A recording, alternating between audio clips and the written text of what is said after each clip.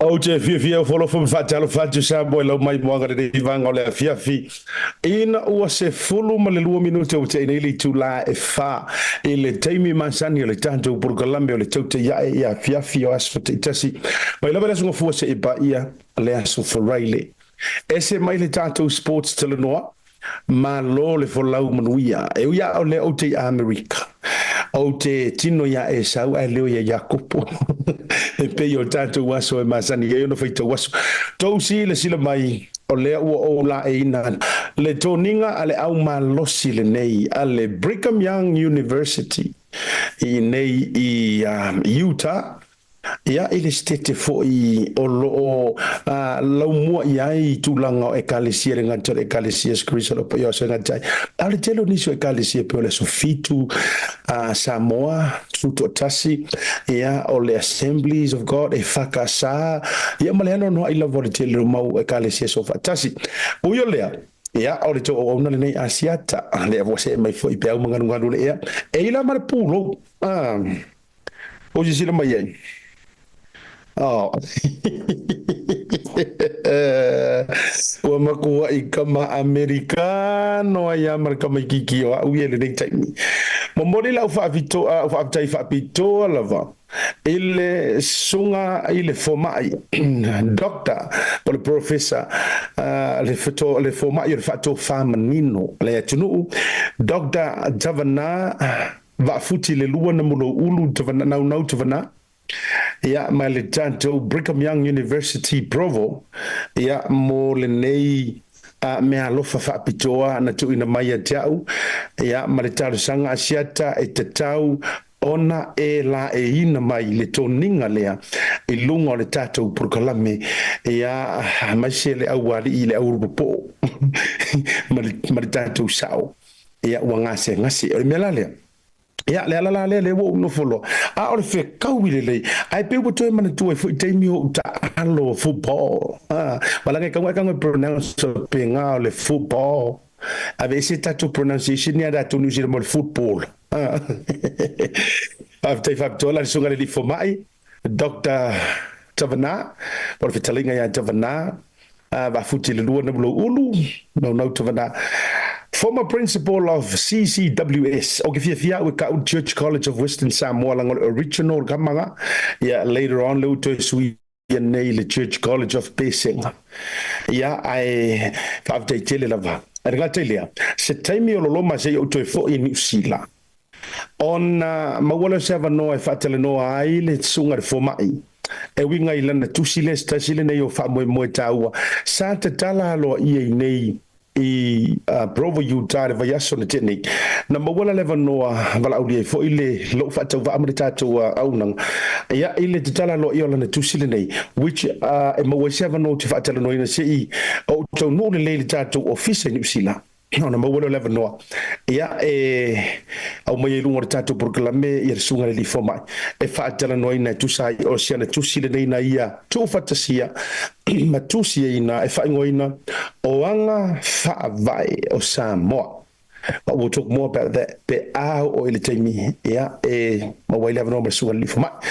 Ai fatu. Wo mapa anga mai ale tato totua ale Blue Wave TV. Ile ri vanga o le fiafi o le aso lo naiva. Asolo nei vale nei masina lona se fulu male lua o le toe masina o le nei tausanga lua fe lua se fulu male fa toe se fulu male lima ia so pesa o lo tau feitau ona tatou tu vaela ia lea ile kirisi masi po o le aso fa mana tuina o le aso na soifua mai ai le pepe o le kirisi masi o le alii o le file mu o le faipule malosi io e prince o le faipule le file mu ia o le li o Yesu Kristo lo tatou mesia o tatou ia ile nei masina ai to te si lo fia o tou le tunu ele ai se isi ko o piko silinga e la ngona ina ile nganga le Krismasi ele foi se isi ke piko silina e va la lata ile nganga le Krismasi na ilole stetele nei o Utah. And why I say that? Ona te tilo atu ile tua pa e pa e mai o le kiona o le eisa. O le snow.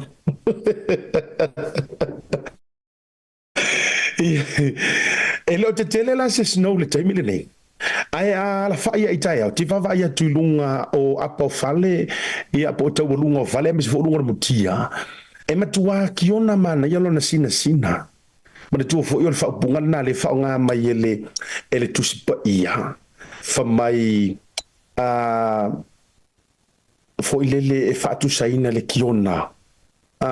E fa atu saina ia, a fa pe foi le mai tu sa por mu ula tato wa sala ai a fa pe te sala mo malo fa mau ona to li wale avea they shall be as white as snow we vaila no ngai foi ka o le snow ile fa tu sa tala anga fa le tu pa ia la toia pe a fa pe ua li wai ia lu tangata e mama vai ngai Mari to tele o tato wo ma paanga I lungo le porkala de manga la fiafi ole anganga la na wo to vai to tonu o fale ma o to ainga ele ia risi ainga ngai o kele I o fale to tonu o la to mota o ka ngila au kirisimasi o tama o la au kirisimasi e fai ka ko nyusila being grandchildren Bingy grand Christmas tree. Mini mini motor. La au Christmas tu vai ni America. Kai. E te tu I lalo le te fu e ori la au e fa be nei lunga lau tilo to na ami lo sia lo ua tulo e le fai o le umi o le fe I la fi mai ona te uma. Ja, familie dwai le tapena tu Christmas. Ja, me se foi o se tau sanga fo. Wo ma pa anga uma ale tato Blue Wave TV. Ja, me se foi le vanga le fiafi. Ma lo le folau fio yo le tele le lei. Au te fata lo fam o folo fatu. Pa ia mo sa ma fainga, ia o sa ele avia. Ora nga ruenga le tua ma me foi. A fa ausu pa ia o le tato wa tunu. Pa ia whaaleanga nuu, e tausi e tu mua mapule I tu au mala tau ainga li taima le wao whonati, au wātama maainga ma la tu tama. Ia tu lona fo isua ma le vai whanua fo mai tu langi sa ole masale au mua ma le launiu na sa lua. Tamara manua tele, atu i le motu, ia ma le wao tu lona oe, le tui manua. O pa ia langa, o pa ia whaaleanga nuu. A tato woi pa ia whaale malo, Ia, tu lona le violea o mamalu o malos.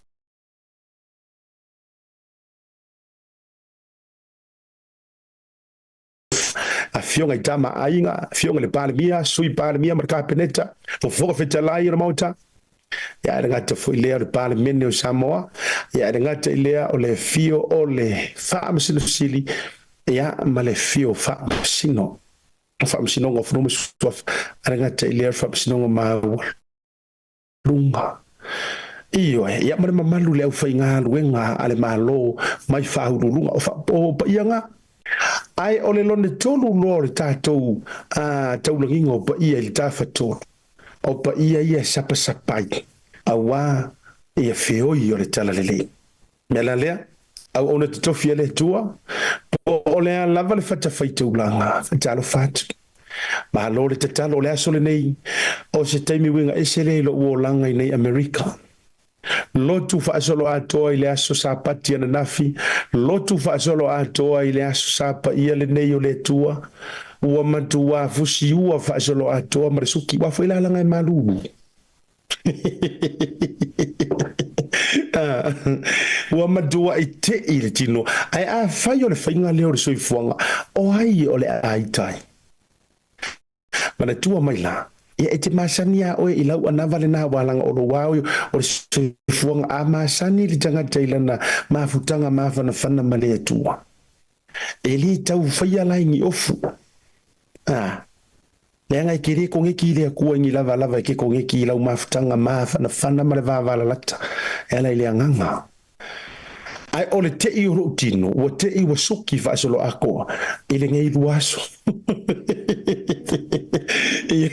ole mafuanga nga ninga whakura utala ne te fu e whapia mai o yo ya asia kari wa ke ia ri kingo le ele roku fa solo a ko le ke ia o le te ia le tino ile suti fa solo ato fusi wa pelowe of why ai sa we ku ma le si jacket la po ma vang fa kolosi ai marka ma vero si kafu o ka ia o falling pe wo te sau ia tati fanga fo i Atalo fatu. Ma wala ever know for ile ball has so for really. Ma wala ever know ma to te feilo ay mana inisio to mali. Ole Christmas function ale wa rota Roseback. Is that Roseback or Back Rose? Roseback. In a Salt Lake City. Sa ma wala ever know ma to te feilo ay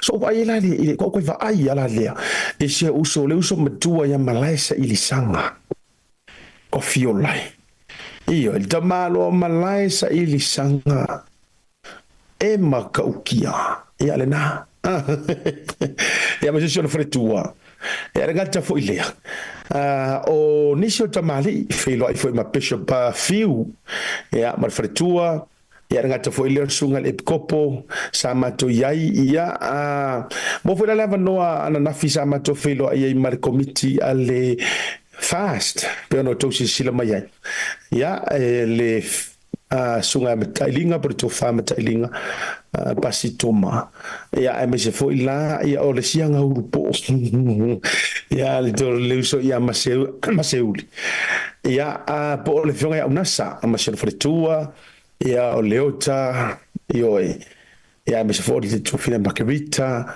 ia filo ai foi ma fretua ia na fanua moripola ia ma le to tele la vonisi sa ma fai ona filo ia ngata foi leo o le fa fianga pole fianga le o le Christmas party ale warota le se uso ia vai singano ioe ma foi leva no filo ai ma uso ia vai singano la vea fo ka maro ke le ngai ku feo ngai ku we sa fa fo ina le po ya ma to tele la vonis ta mama tina ma tutua o le fianga fo isa ia tia o se ava no na moa e felo ia fo ina inisio tina ma tutua mata mama tutua ma ko fo te ya it's all about o tangata ma tutua e to tele ata to te lavo ma tu pulanga ai inisia le yo no fia ma fatu ma wina le fia e tautua le tu o le sangi fa manuao ma ya nai tua po le lau sina si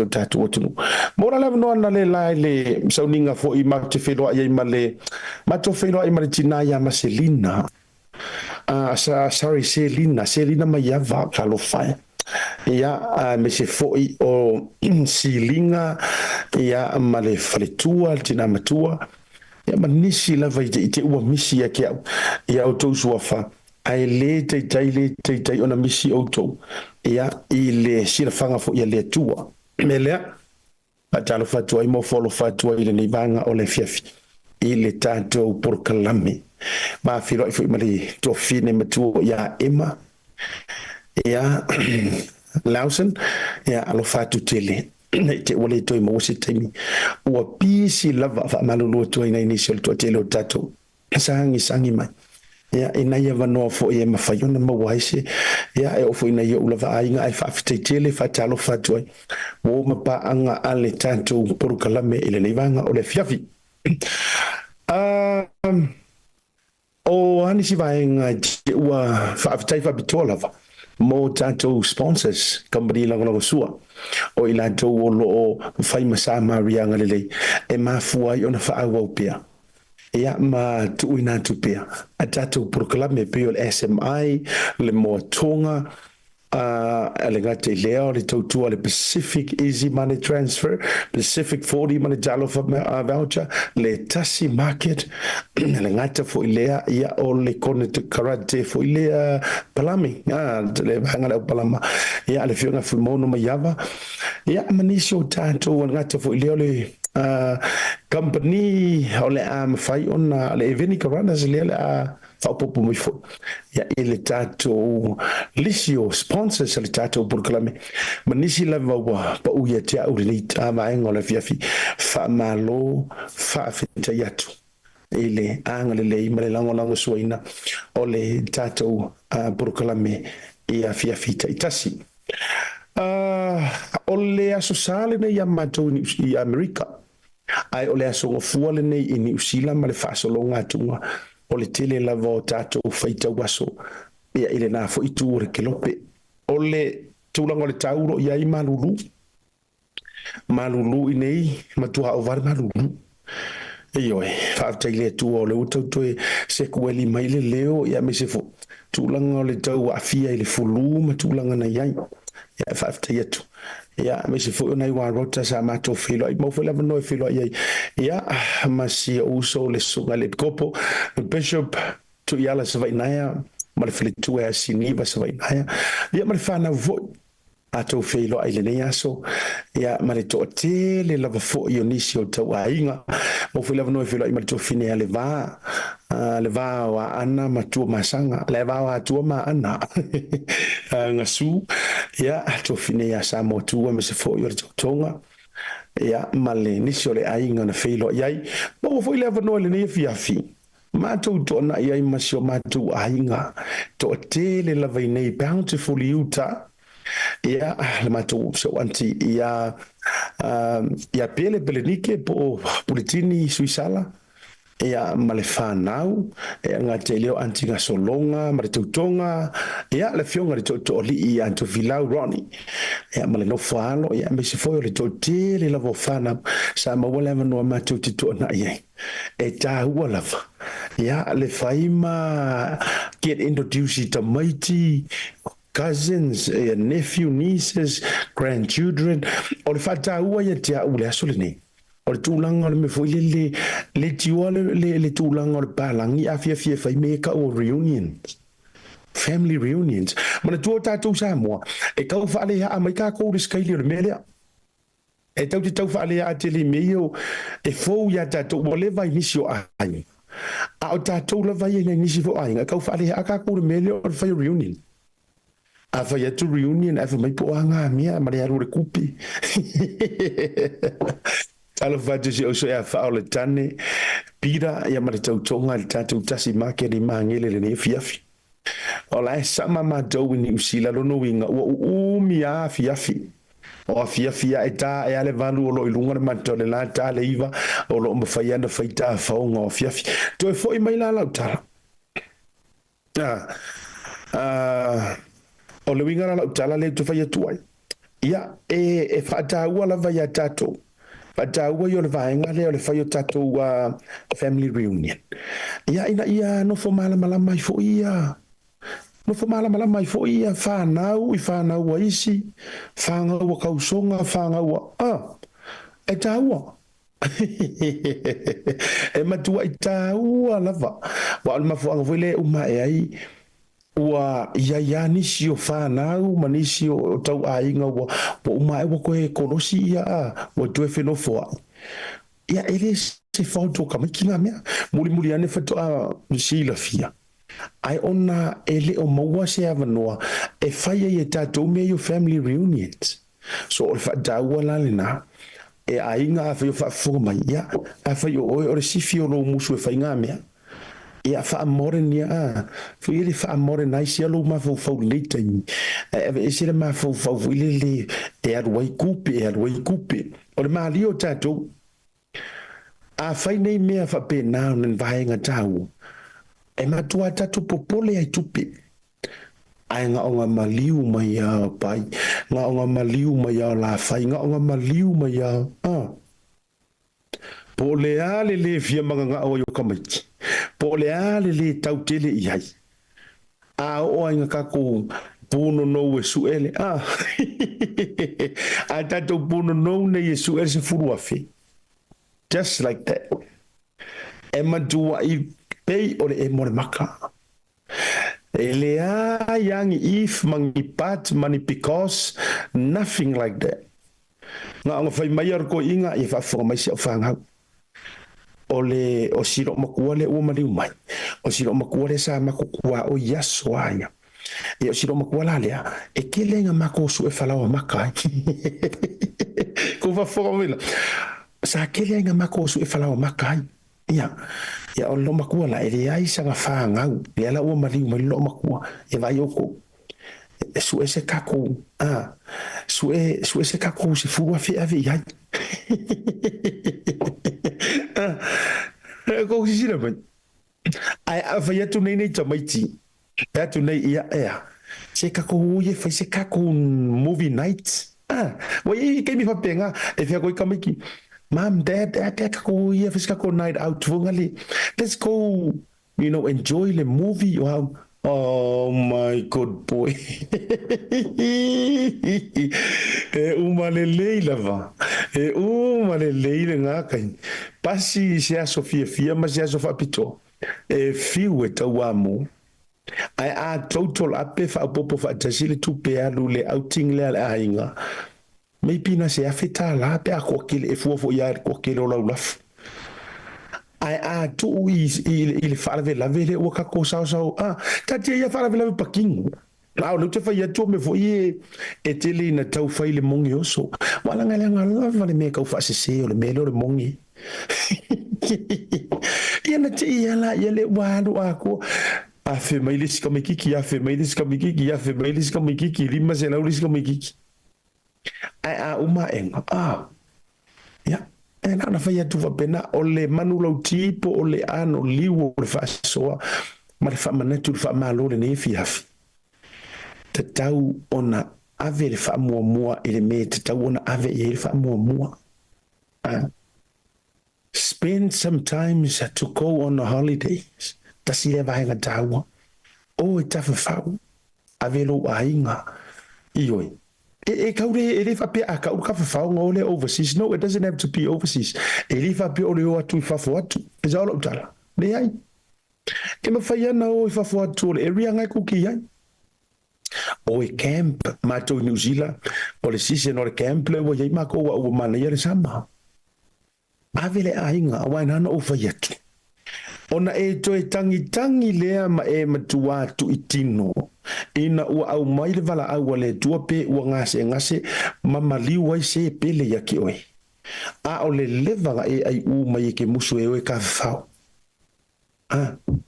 e sa ala ukala ke ia le ua koe ikingo wa e kangi o so umai ke aru ku nga mau o so umai ke kilo i longa aka ma e kangi ma e whamai ia le ua e halo a wa levanga kaurangi ka au i soro monga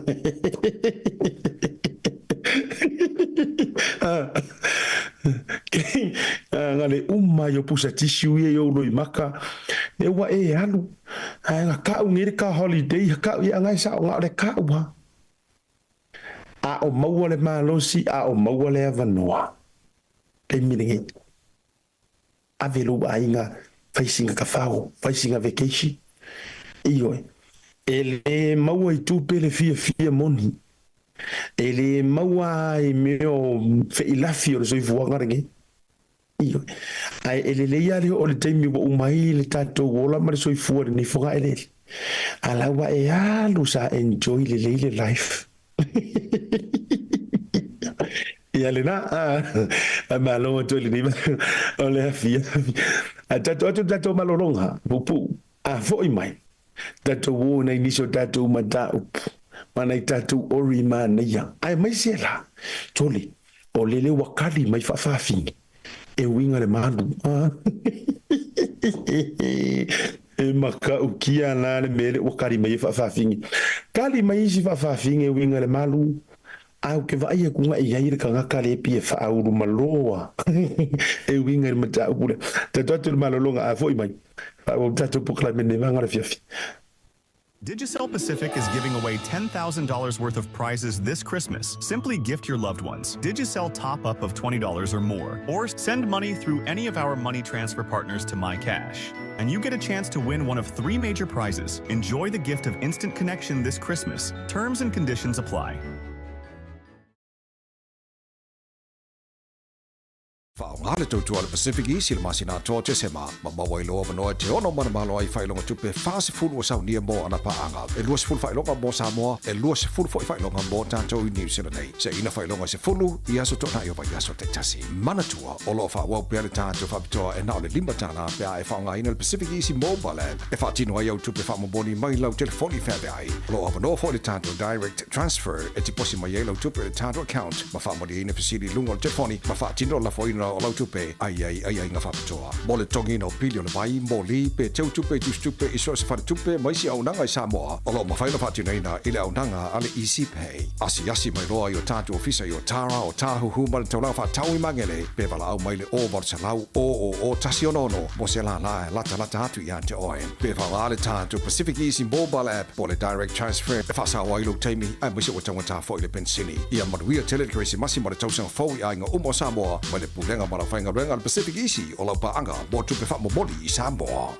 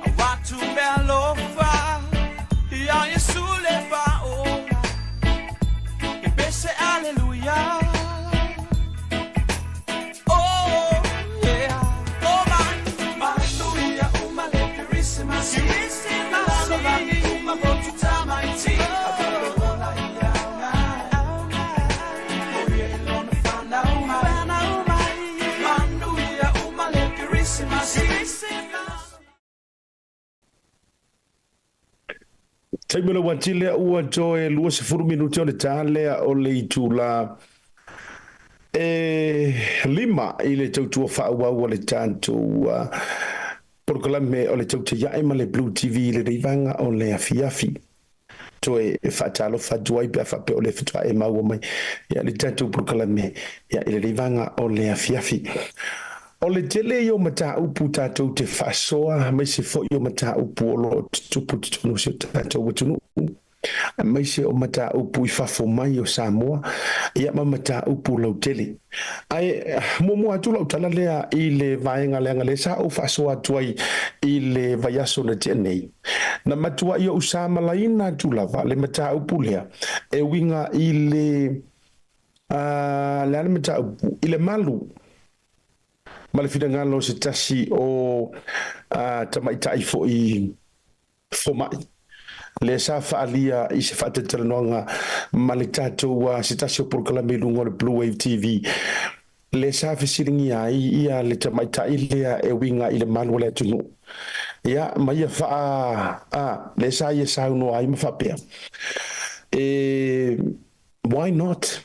No winga tangia mai e te tau ona tale mandu le fafafingi o le tuala le na umano family no le ale to ya utala ina walanga it's white and it's black and white le mata upulea ele aya se meo se but ma se if ma se unless ele imanginga me fa ye le melia e tasia it's a black and white topic enga ole malu o kamaikai o le songa imiki o li uma ai fa fitaila o le ala ua mai ona tali mai nei nisi o faaurulunga me se foi la le presidente so so fa fine le sunga le li loia ia sua elexua ia le ngata le o fatina po le tene matua o me tau fa fine ia princess taika o le la ua mai ona faali mai ni o la fine ngalo e manisi lava e winga i le mata upule o fa manino mai ai o le malua ia e mo tamaitai o fa fine fa mai taika e lengi rio manga ia o le explanation e taika. By the way, fifi ya taika walo makua walo wakoya inga siro makua taika that's it. Elengi rio manga ia yor kananga a ia le fa fingi e fia faisanga pea o le songa miki oi tulo ai o lono winga o le atangi o le mala lava e ia le lenga e kolosi e ia le lenga e le kolosia ia le na le winga la na le uva mai la lo mo fa mangingo teika ia e unreal o ia o to willing real e unreal o le foi la usa no ia sua Alex o le pe o ia lu tau va ia to ia le pristine le socio fa fine samo le foi la o ia sa no manino ia ele foi singa me fa penga e kadi ia la ko however e ia la however le ia ile sa unga nga paua le me le vaenga ia te u lo sunga nga Alexua o te toi tu ala lo tuai o tau faisi tau pa o papa ke le o lo sa unga ulo ma fa pe mai o na o la to o lo ia tu i fafo ma fa ngale vole le diaspora le ai fafo ia o la ko nga le la ko ke kari ko fa penga le ai no se ave esele me le ave esele mana tule na wa mana ia fo ilo sa no nga lo sunga le lo ya ai esa o ai le au to lo you have explained it correctly ya motivafta ya tu le vaenga le na ai ave esela eli ave amerika nga kai kokas eli ave al finga nga lo si tamai tai fo mai le PhD le sa fatela noina lei olona lava le na fina ngalo ai ele se me ole aki ye fu o tai au fa ye fu mo fai mai e na o la tu o fina ngalo ayo ila tu na ifafo se ave eser karango faku eser karango faku ila e pa ya le la ku karango o mai fa pena tu lo ole attitude le we need to cut. Honestly, le attitude le mar ko inga conversation le e mo mia le ese au ko ki fa ilonga langu mar tu tele noa to know I don't care kire popole I don't know kire masangi fo isunga loya asia tai fa tu sa tele alo la to la le nga e pa o papa nga ko inga kalangoa le no ma le lo fa lo le nga o le foi te fa te sila mai e a muli o ko ngai sa moa o nga langa mama kuwa sa malainga ska mai ka ilea a le to fa fonga me o le ai mo ki ko sa malainga fo ai ave se na tala fo ye e manga ya ngi ko fa makala ai filo ngia mai ya male lango nga le e pe to te va ai mai e ese ma to ese o to yeah come on o le loia you should choose your words nicely to know ai le nga fa inga kala fo mai ele o ya ofisi au fa ngela ya kio le ngol me ale no fa no ina tu inga tala wa o to lo ya ia la kusi mai ngela ko rima ai ofisi au fa ngela ya kio wale vanga nga patenda ko ngol RSA se kasi fo o fa fingi wale vanga ferro i mar ya la ule ta wale ngola nga le nga o te I respect singa fa fingi wale fo anga isa mo ola isa mo na ya nga wale ba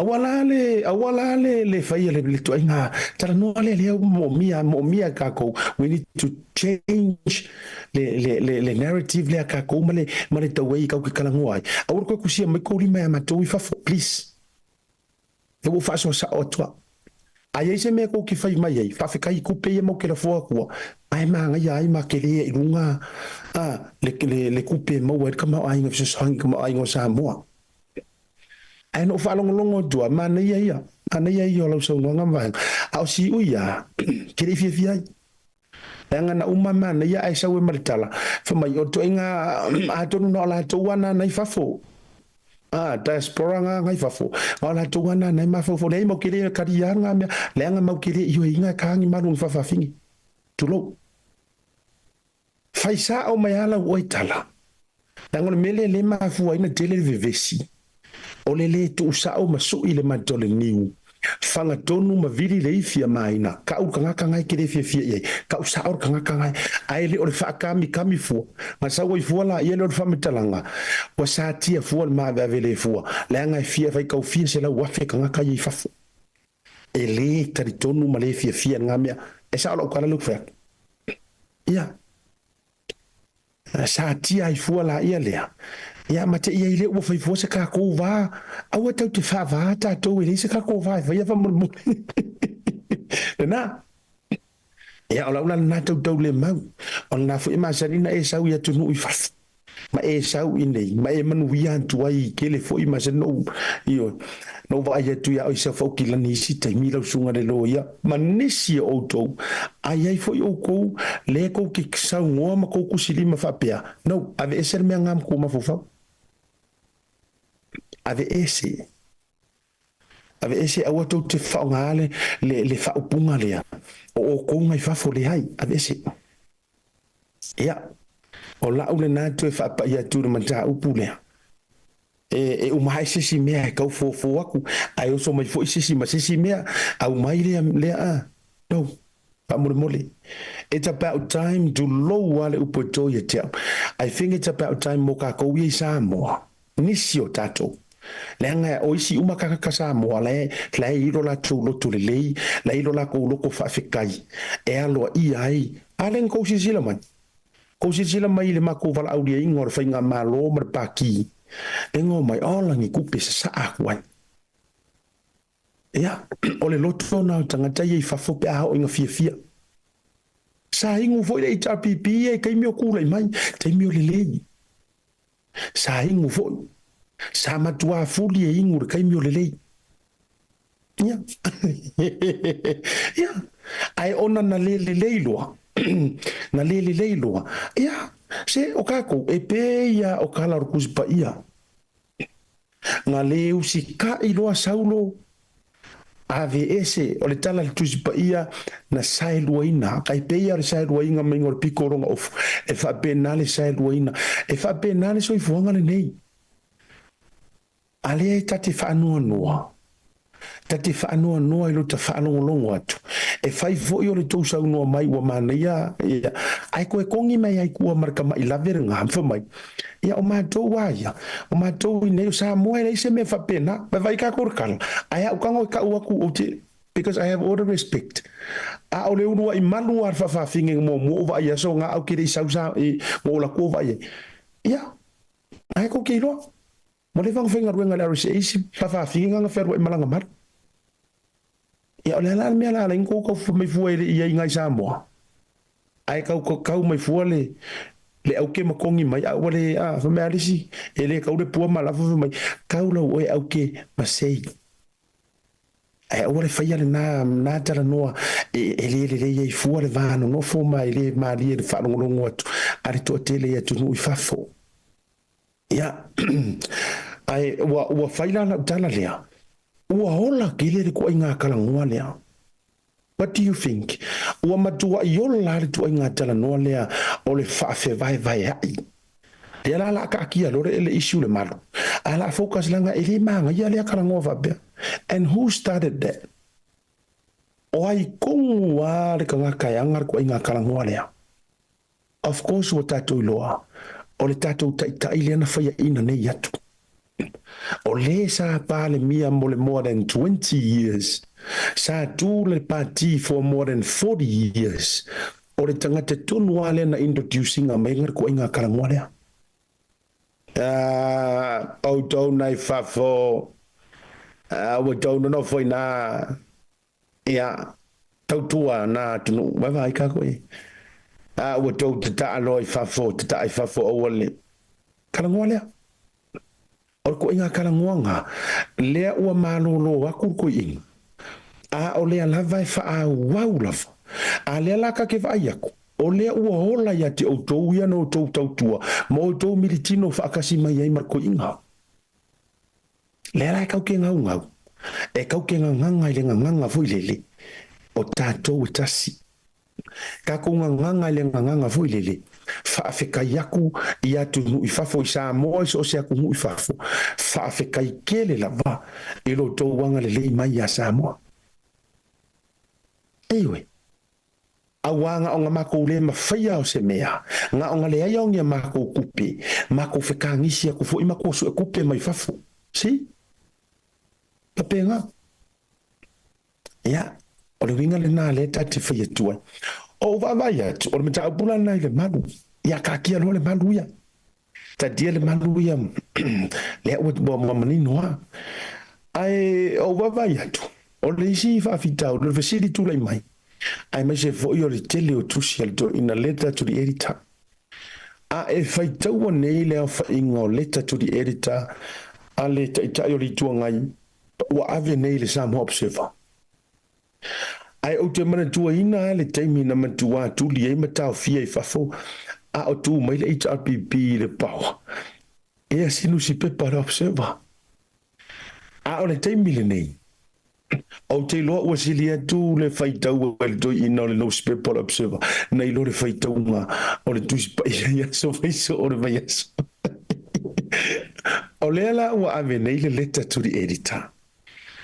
Ai te whaafafonga sa mua malau whaitau. Ua matua i demand lava le toe ina le taitai o le tua ngai. Ia le tūlanga le whainga a malo. Ma mea whapea ua whaale tonu. Ma le sau noanga le whamai. Can we trust the government of the day? O le tasi na whasili le mai lunga o le letter to the editor na le Samoa Observer. O le whasili lai au mai le taitai o le tua ngai po tuila e pa. Can we still trust the government of the day? Le ala mai lunga o kako por kalame. E tā loa le lima. Whawhiloa i loa le tātou ainga masani. I lunga le tātou por kalame. Ai au mawai nei minute ia. O le whasili lea lela o whasili e tuai. Ia te oele te mafuta mai le taimile nei. Oele te mafuta mai Samoa. O ele Samoa le ua umau na e restara o le ai saungi ke paloka. Ma le tua mai foi o le ufa atanga le palo tātu i fafo. Ai e te alu e whailau le skala i Samoa. Pai o fingerprint ma me o pena. O le ai lo loma le fonotanga i whai ungor masina le nei a le pale mene. O le to e tasi le tausanga a o le i la asia li si whainga palota. O le ai ono to e teu wha mai ai le tu la fono whainga palota. Le ai mawhai ai ona e restara lava o ia tunu i fafo. E au noa malouto e malanga i Samoa. Remember, e le complete le pāto le vahenga le na. Na pau le vahenga le ua tanga i le taimi le nei. O lo walu i Samoa, e whailau le stala ma whaiau fingerprint. Ia ona e saula ia e tāpena lau pālota. O la ofisili la le la ofisili atu ia oe le o le a e sahungi ke pāloka. I le pālota o le lua whilua sumarono le tue mau. E ma whaiona tātou whapea, i le pālota le tausanga fau, walanga toi o seanga, tātou whaitau o fuilo Januari o lua whilua lima, ia ona tātou tala no lo lea, next year o le pālota a o le fasili mo oe. Can we still trust the government of the day? O le fasili lea, ele o se fasili le tauta iai, o le fasili lea ua amai e le newspaper le Observer, e tau wala mai, i le ango ai, ma le fausa sanga, o letter to the editor po tusi atu i le epa. Le aveanga i le whaatonu o le newspaper. E oi. Kako kalangoa ai kako ia o mapaanga mamae. Walanga o le fo e milo mai i kong i lungo le YouTube, ma lungo le Facebook. O le milo mai i fo i makikangia. O le porkalame. It doesn't matter, i le afaina. A o le fisi. O tu mau lo whaatu atua ina. O le whainga malo. Ia, o le akako o e kali. E tusa o fact. Tato o e tali. E tusa o mea ua whaia. Awa e siri ere ngā. Tato o e tali e tusa o mea ua mawhai o ne whai mai le toru tausanga. Po o le ia war koru kausanga. Le la atua le wha. Whaatepa la i mea ua whai le nei toru tausanga po wala te le wha tausanga. Ma mea na whai mai i le fia se fulu tausanga o le HRPP. Ia e mesi ara kai melea ua maua ua hold on ko inga le pauha.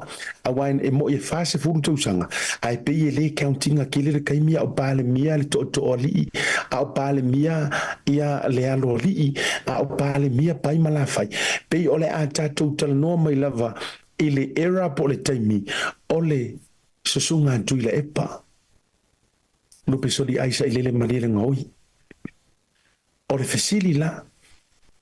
o ani mea na fai le nei tolu tausaga a o ani mea na fai mai le lua se furu ma le lima tausaga o mea iau ke kalangoa ku ai e le o ngi fale ke kele le kaulanga e le o le suinga o le auala e le o le suinga o le ku e aveika avale e le o le suinga o le kaimi o le o te tala no atu o ani mea na fai na manuia ai lo ainga leanga e le pa lokangi fale fonga fale se furu e le pa lokangi fale fkaunga ka e le pa lokangi au wala kele e le pa lokangi ni fale koe fa'afou e le pa lokangi karingalu e pa lota tangata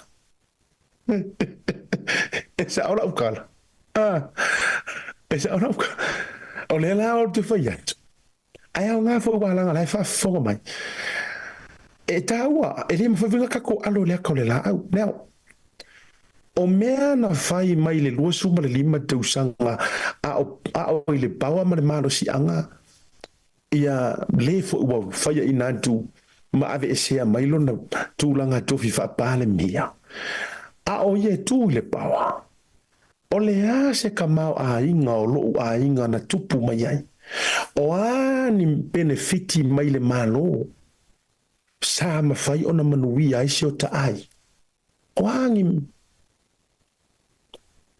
o ke le honest o te le alo le atore la o te le o le ngia sa moa o le whaafonga mai le lau au sina sina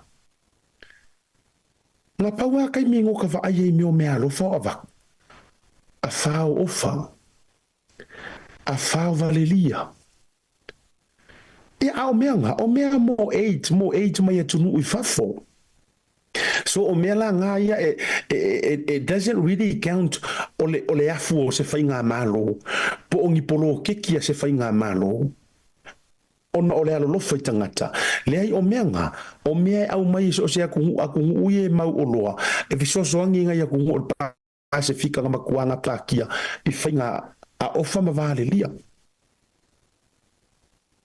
ai e fiu lo ma vau fau e whawasenga ma o fiu e tō manatu o a tonu lava ni vaenga na matua pingi fiki ai lo lava a inga o matua mai le whainga malo le HRBP a o tūla i mai o le tali e le ai masemea o le upumoni le ai lava masemea na baua ila tau na matua lulu na bau ila tau na matua i inu ma ai manuia ma pingi fiki o le HRBP na o e foi na matua eli mai le aulo ma le tamau ainga i to tonu o ngā rue ngā mano.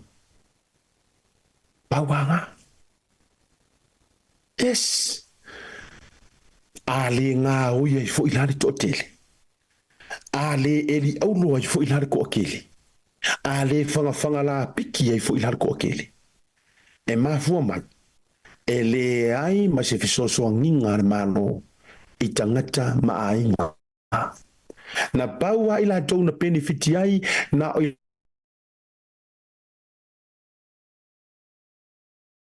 scholarship ai ala tau whanau i atu i fafo to tongi e malo. Pauanga. Ka fia maua sa ka scholarship i ngā vai kaimi. Iyo. Pauanga o e ngā makua ai ma o ai whariseu. Iyo. A o se upua ia i ngai kamaiki, mas kamaiki ki ngā ola e sa kaua. Ola e whalelima. Ola e sa kupa ikea. Sa kuia kua, kamaiki ki whalea lupo, le kamaiki ki a opo. Le kamaikiki a sau, le kamaikiki i kuokangi, whaasare le anga palauli, whale a lili, le whanga, sa whaka, whale la kai, whea o manga i ngu i kua kulo. E le ai se mea whapenga, a e le iaia se siolo a inga e whainga ruenga i le malo, pe mawalunga i le malo, ele é sorry for ele é só minha mana e mo ese a konga minha ngai ai ina ua tūla i mai la le whaenga lea lenga ola le fola. O mai loa la mare pāki fau lea ka ua le whaatua i lea tua sa mo ua tasi. Whai loa ma folanga i lea kuhu. A au mai le tau whaatua tuanga o le ama tau whaia se vaenga i le i whaia mua e ka ua polo keki milionga. Kau sanga maruaku le milionga le kumalo. E pā mai le folanga ngā re fast e wha leo mai la auti. Ke le longa ai o ia o e leo e toi fia le te mine. Ke lona ve, really? Ia langai, e sala fo ilo walanga vai. E ke, io e ke ilo, e matua e te i alo ma fau. E le tu ai ngā mea. Io sau le folanga o le asi kia le pension a kanga makukua. O le a maua ngai pengifiki mo ila tau i mana o ngatu mau o le tino. O le a pa u mawalano pa sese public transportations va ai alu sa vai ma le fo i mai i polu. O le a alu le fisosoani e silia ma le sefulu miliona e fisosoani ai mo le atia e antina e o pisinisi tau amata ma pisinisi laiti. Ioi. Yeah, and so on and so on. E sau whalau i loa ia. O le e whalongo kuisi o i le ai. E peia la o le langi ua makala. E peia toea o le whaatu, o toea le whakauhu. Ia whaataritali loa ma le dunu. Tūla i loa ma le fast. O le fisili. Ua whakauhu ungi forfolanga o ngei mea. Lo fisili lea. Ua whaakau ungi folanga o ngai mea. Poro keki al milionga, ua whaakau o le tali, yes, tik. Mai walau pengi malau pepa, tik. Poro keki al milionga, o le matua mata utia o le nei whainga, maka ukia le ngei aki ngae, e le i whaia mua. E le i whaia mua e seisi. E atikla ia ale o faki le walu o faka ngu ore si ikanga o pension aga ka makukua yes o faka ngu tik o faingi pengi fiki mo ngai kamaiki e manga onga kumau yes tik o pa u ia pa sese o isa vai ma poru yes tik wa yengi si ikanga ko kongi wa yai yes, tik.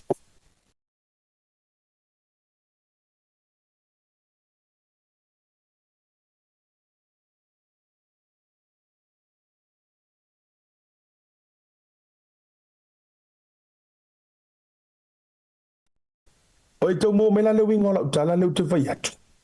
And so on, ma whaawau i pia. O le wingo le tala. O ke le iloa la po le ale fesili e ngai. Le kako pa le mia le asa iai mo le lua suru lima kausanga. Ai ua koe aru ese marengo foa o nga ele ai lava se fisoso nginga nga whaia i ainga. Nga o langa lava fisoso nginga i le wha au le leinga o re kaimi o longa kula i mai. I le fausia inga o ngai whale ke kele i a pia. E koe uma e ai koe whaia ia ofisa o la tauia ma toe MTA ia na ofisa. Pawanga o le mea, o the same person, le wha tula utala, the same person o lenga failed, he has failed. He has failed us big time. Ale fo koe sa koe fa le fasile silanga ya samo. Now, o mea ia sa ngoma ia kai. None of fair to for penny. I want you to making a mistake. O mea ia le highlight mai ma fola mai.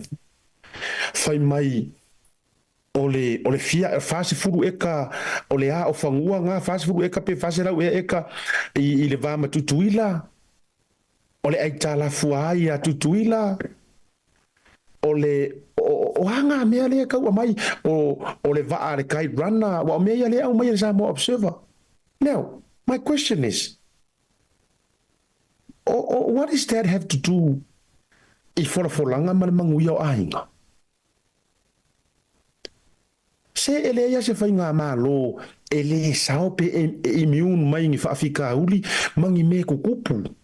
A ole mele kau kure yaku, inga ia awange i se e kia e le malua le kaikai au. Ma awange i se e tia pe e a fea e se lau sila ma lau focus. Ole mele kau avaku, ole manguia o lau a inga, I'm talking about you families, I'm talking about you the voters. Loki faso aku ia oele ke paroka. Ole ale mea le kite runners le vaa kukuila lenga sa wale vaa sa lolonga ko e fo i maa fero wa i le ikiukia. Ole ale mea le ngā vaa e whai le manguia o lo ainga. Langa le kau ku i mai asko inga kuila e paranga mea. Fa mai wa feo le malo. Now, what is that got to do le manguia o lo ainga le milionga le wavaki? Wa wha leanga le vaa ngā le milionga. Ai ai ngisi kau ke blaminga. Blame le au whainga ruenga le malo tu lo.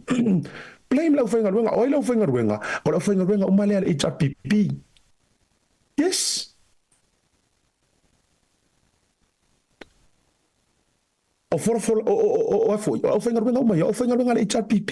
E siri ngako whapenga, wai ngā o ngā fau o kua miniska. E ngā o ngā fau, a o wha aururunga lava ma management ma le au whainga ruenga, o le au whainga ruenga umai le HRPP. Or administration they were all under the HRPP leadership administrations.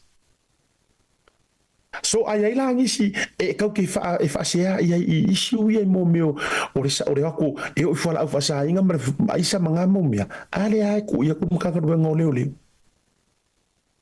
ya ai e ma fu fo inga ngu maka ngole ole le ngai ele o faisa o mai kom singa ele o sau e ser kanga kale fa kumu.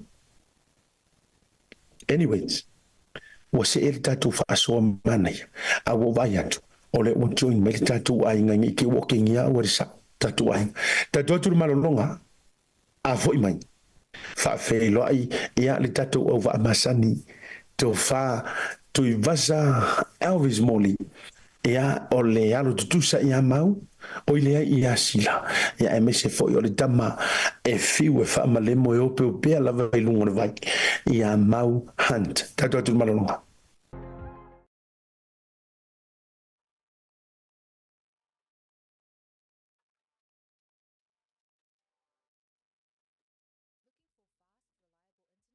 Join BlueNet today. Whether you're streaming your favorite shows, working from home, or gaming with friends, BlueNet has you covered. With lightning-fast speeds, no data caps, and engaged customer support, we're here to keep you connected. Plus, our flexible plans mean you only pay for what you need. Experience the difference with BlueNet.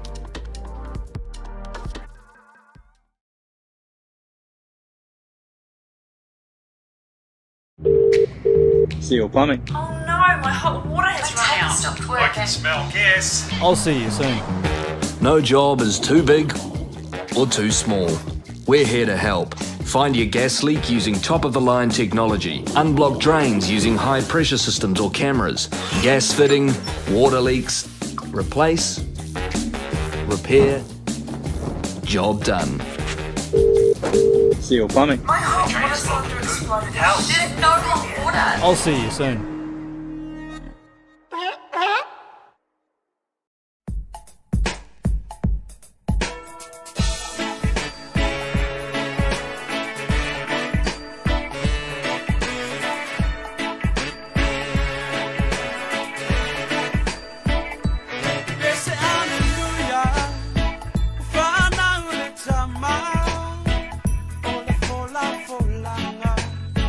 Be a letter to a Osama.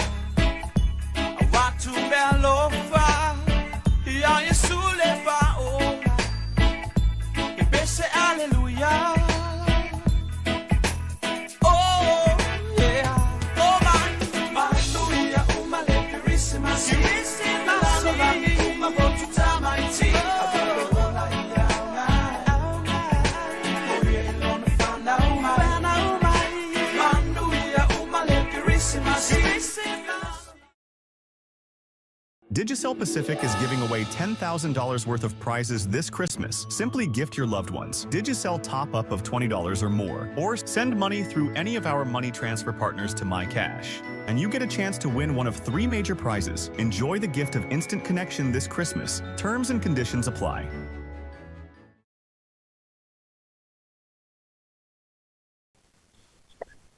Temero watile o se furu mre faminu te tene le tula elima le tu fa wa ale proclame o le tauta ya e mre blue favor le tu ulu le Blue Wave TV le va grafia fi auto fi fa ilantu o le wa mo le so te inga ya mre mato over amasani le fionga le sao lunga sao lalo ma sao so se me tu vaza Elvis Molly ma futa mai me pone au se tali ale de fiafi le ngata ile ya ole vo wa sao mai le va fula ya ole sunga ya mau hunt ole tama vo mai olon fa lupenga e fa male moi I fa male moi o fa ta fe I fa ta fe o e fiu vo I fa male mo ele ma fa yo no male ele vai no tu por clame ni mango le fiafi ya fa taro fa jori a fio mai matala mai o au ve wa emo mai tu mau e se le level le o vai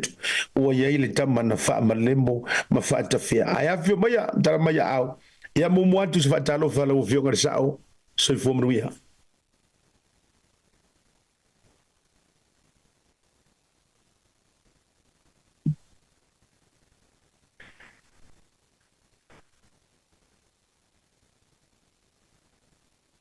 ele olongon nantu le sunga sa fa si le vana pa o mai lunga foi le ma fa la vela me pa o te me por kala mi ale o te me tauna ale wa e na ya le fa ina auto ta pena mai ai le fa le te leo fa talo fa tu mau ne va nga o le fiafi ya fa fe no ne va nga le fiafi au le sa mo asiata oi mawar timu tulanga tau so tatu tunu wa malu ne yaso wa mawar timu ya o se tulanga le lei foi mo matou la foi fatanga ya o le ka kuri merka proclame o la foi fakari si fans tatu proclame o le tauta ya malanga mai Australia inisi fo fa la be fala inga isabone ya ai mai se fo ya o mai yasi ai le la sa o malava le tau no o fiti airways o asiata so le fai o kaka o mai o kaka o aku ia o tala le au le Samoa fa fetai na o tatou tangata o mai lava mita i so tatou atunu I Samoa nei ia o tulanga I so tatou tunu I Samoa nei asiata manuia me uma ia fa felo ia tu I tatou o ma paanga uma lava ar tatou ala ata o le Blue Wave TV por Blue TV voi longa ia I lunga tatou por clamen nei o tauta ia ma lor so fo manuia ma lor fo lau wa tuina mai le tua le nei fiafi pol nei lau le fo tatou te felo ia I tatou por clamen masan ia le o to fo I lava I lalo tatou ofisa masani samonei le o to I lalo fo o asiata ia le o to manu malo talo na faita o fo ngar fo o ta o fo mai le tunu I fafo ia ma le o to fo ia fo o lalo le ngoko kota ma le nga fa lo fa felo e to nei ba ngana fiafi e malo fa vitai yo o isi te mitate pole atu me piliki nana yo tu ai pa u ese piliki lo ulu va tu fa fonga tu fa vitai le a pe suta o il freo io ele suta e conta se tele partio ata e suta o la brand le nana e amata maya o le va o freo o ata ai se ta tu mo o si tipo o se ki mai le fionga sa fa ta fa tu va sa mranga fa Hello, wa mama mai le tatou. Pasal la. Ya. Racha copy nga mo. Malo se fo manuia, malangi mafa tarfatu I lau to far va blai polo. Talinga siat. Ya la sunga la wala fatonu tatu proclame te ya nei vai ngaleaso. Ya maso faiso maso malava and forever and ever. Ya ai le ngata fele fatar foi ia te oe le alo tusa ia whapea voi le suga mau le tama na whamalemo po le tama na whatawhea.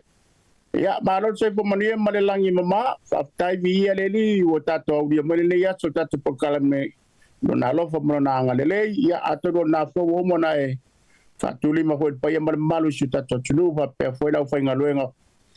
ia le tua ia ona o le tato piama fatasi lava tusai lava mbrau fonga la flafo le nei vai ngale aso ia ma lo sai po manu ia talo fa mau ma lo la voce comunia e tele uso ia po la usonga foi le o foi o tai o tato o le va fai tele ma le tato o le va le fai ia la usa o le autopilot kama voi le ngonga kia airport Faleolo ki avea ya nana o nga va nga le wo i lo sa vai te mile ma ko ma ta watu maule i lo pisi le te pisi ai ya to no vai o pisi foi le si tato uso le si ya lo tusa ya ona fo nga la vai wo pisi kel pisi si ne vai tau ya to no ise te mi foi ya auto va mai uso ya tato vai va ne vai ngo tato por kala me masani Malo vavtai tere lava tui vasa. O feo ia ile tato wartusa ua so tato por kalame e le au mai lava ia le fu mai to watu o e no ngase el tama mau ai le o failo mai langa tonu failo de sa o me o tupu. Asiata mal fa fonga la tunu. Ia wa fa tele ina malo sortama. O le wato e foi mai fanua po le wato e tani mai fanua ia le fartua foi sa malanga e le ngata tutua ngia fale ainga ia le fartua foi rumatsila ia fole fionga le ngastasi a foi maono sufari le o toi sa mo mai o te taritonu o fatolu wina le malosi o le alo tusa ai ona o le tulanga pe ona ma le sa no ngatu ibasa o pale o kartato mo tonga asiata le ngata ilunga o tato a mesela vai lunga i tato tato ia te le yo o kartato mo tonga sa o ia na leila yo talatama ya lela ata fai lava mo mai sona ba no e no tato proclame se mo mori foi fa fetai si o tato watunu na to te tanga i foi ai a seta i lunga tato i tu lawa mo tonga o se sponsor foi tato tato ya ia ola nga o ai tanga tai sa mo nei o to tongi me ne la to ai ngai fa foi tu langa i ma fali ma me pena o pisi lava la ia a tato no mo mai lu matsira se va no ne la fiafi ai tu langa e pe fa fsili le mai ia o taritonu ia o umana vai tato tulanga dia ele ai se pen kolo piko singa malo singa i ko fo i me finga i Samoa mai o matua i malosi fatoluina fa faina ia malosi fo la tu sa ko sila malanga falalo i malo va vela o fianga la na ia lau walanga le tau sa ili le fionga di sa por mea o mailo na lo tu sa wa mea ia e fo ile le mo fa matua mo po ile le fionga di sa e walanga di sa fo ile wa to recover and to fo i mai pe fa eva ia so le sa to fo mai fa to fo elangona la ia tu langa fo ile lo to malo sirtino a tu vasa Okay, no le vai te minge ole o sei fuanga. O se vai te mi matango fil nei mai. Ese pe vai tangi ese o fia ai. Okay, ole mele wo le cielo tu sale le sunga asila. Ya, ma taurio te minge kerenga kuri ka ko mala lo si lo ma ko ka mala maile. Ka maile mo so o ye fai ula ngai ka mai ki mangai. Ya okay lo o se vai nga penga ai po pisita ma fa ila pa o nai masini foi ta pena foi ia wa foi ngaluenga vala watu ia ile ngata foi le o moenga tauna matua i fa ira le moenga ia por ba nga o pisi va ku spasinga mo ka do ia ai o va nga sei po manolo inga se pole alo ka mai fe peora por masinga muangi lo ka fe malo se yo te sema o por masinga ngela ma fa e ngo ka mingo ku o ia se so ai lava mare loka le mo le o nga foi le alu le tapasale o nga ia e mo fu ai ala ia la mo tono le fale le ia o ke lo a o ia se temi ia ko mai foi ia le to fa ia sila ia po le afionga falo lo ia ai a o te po le ia o ke lo ia o ia la se ki mari o nga la fo maftanga foi mare afionga foi por tina foi ia le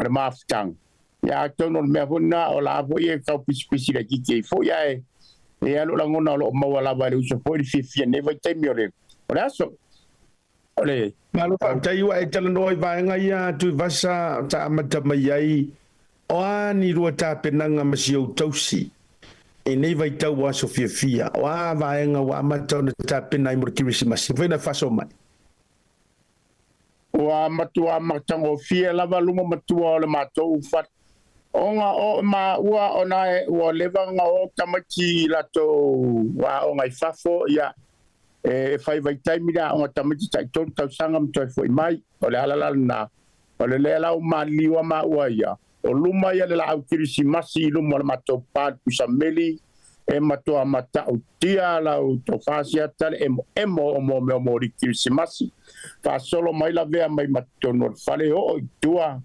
ese le que nya mela o e o pe wa wow fa solo ato sia mato o pe o vai nga ro pise sia ma wai ia pe o la vai te mi Samoa ia e se tata nu Samoa ia pe o le matai ai lava ia tatou ia o le ia me fa pena mato ai ta pena ia ni atunu pe ona silfia ia o ta so uma pe ki si masila ve mo me tau mafa ai pe o vai nga le a le message siri lava o le ia se le ni tono le orkat awa po apa ta to fainga o manei ai ale lava ia e misa lu mo shopping e misa so se to nga me o ia o le ta vale e misa lava pe ale lava tu pe tono orkat ai ele tu pe oka se te fai atu pe fai tala mali e te mi umar tama le ainga ia le na vai te mi le lo fortina ya tai ta pe lo la fe lo se le na taka e te vai o ye to titila e o ta vale o life ave alo na lima ai le lu ele si di man musika voi le a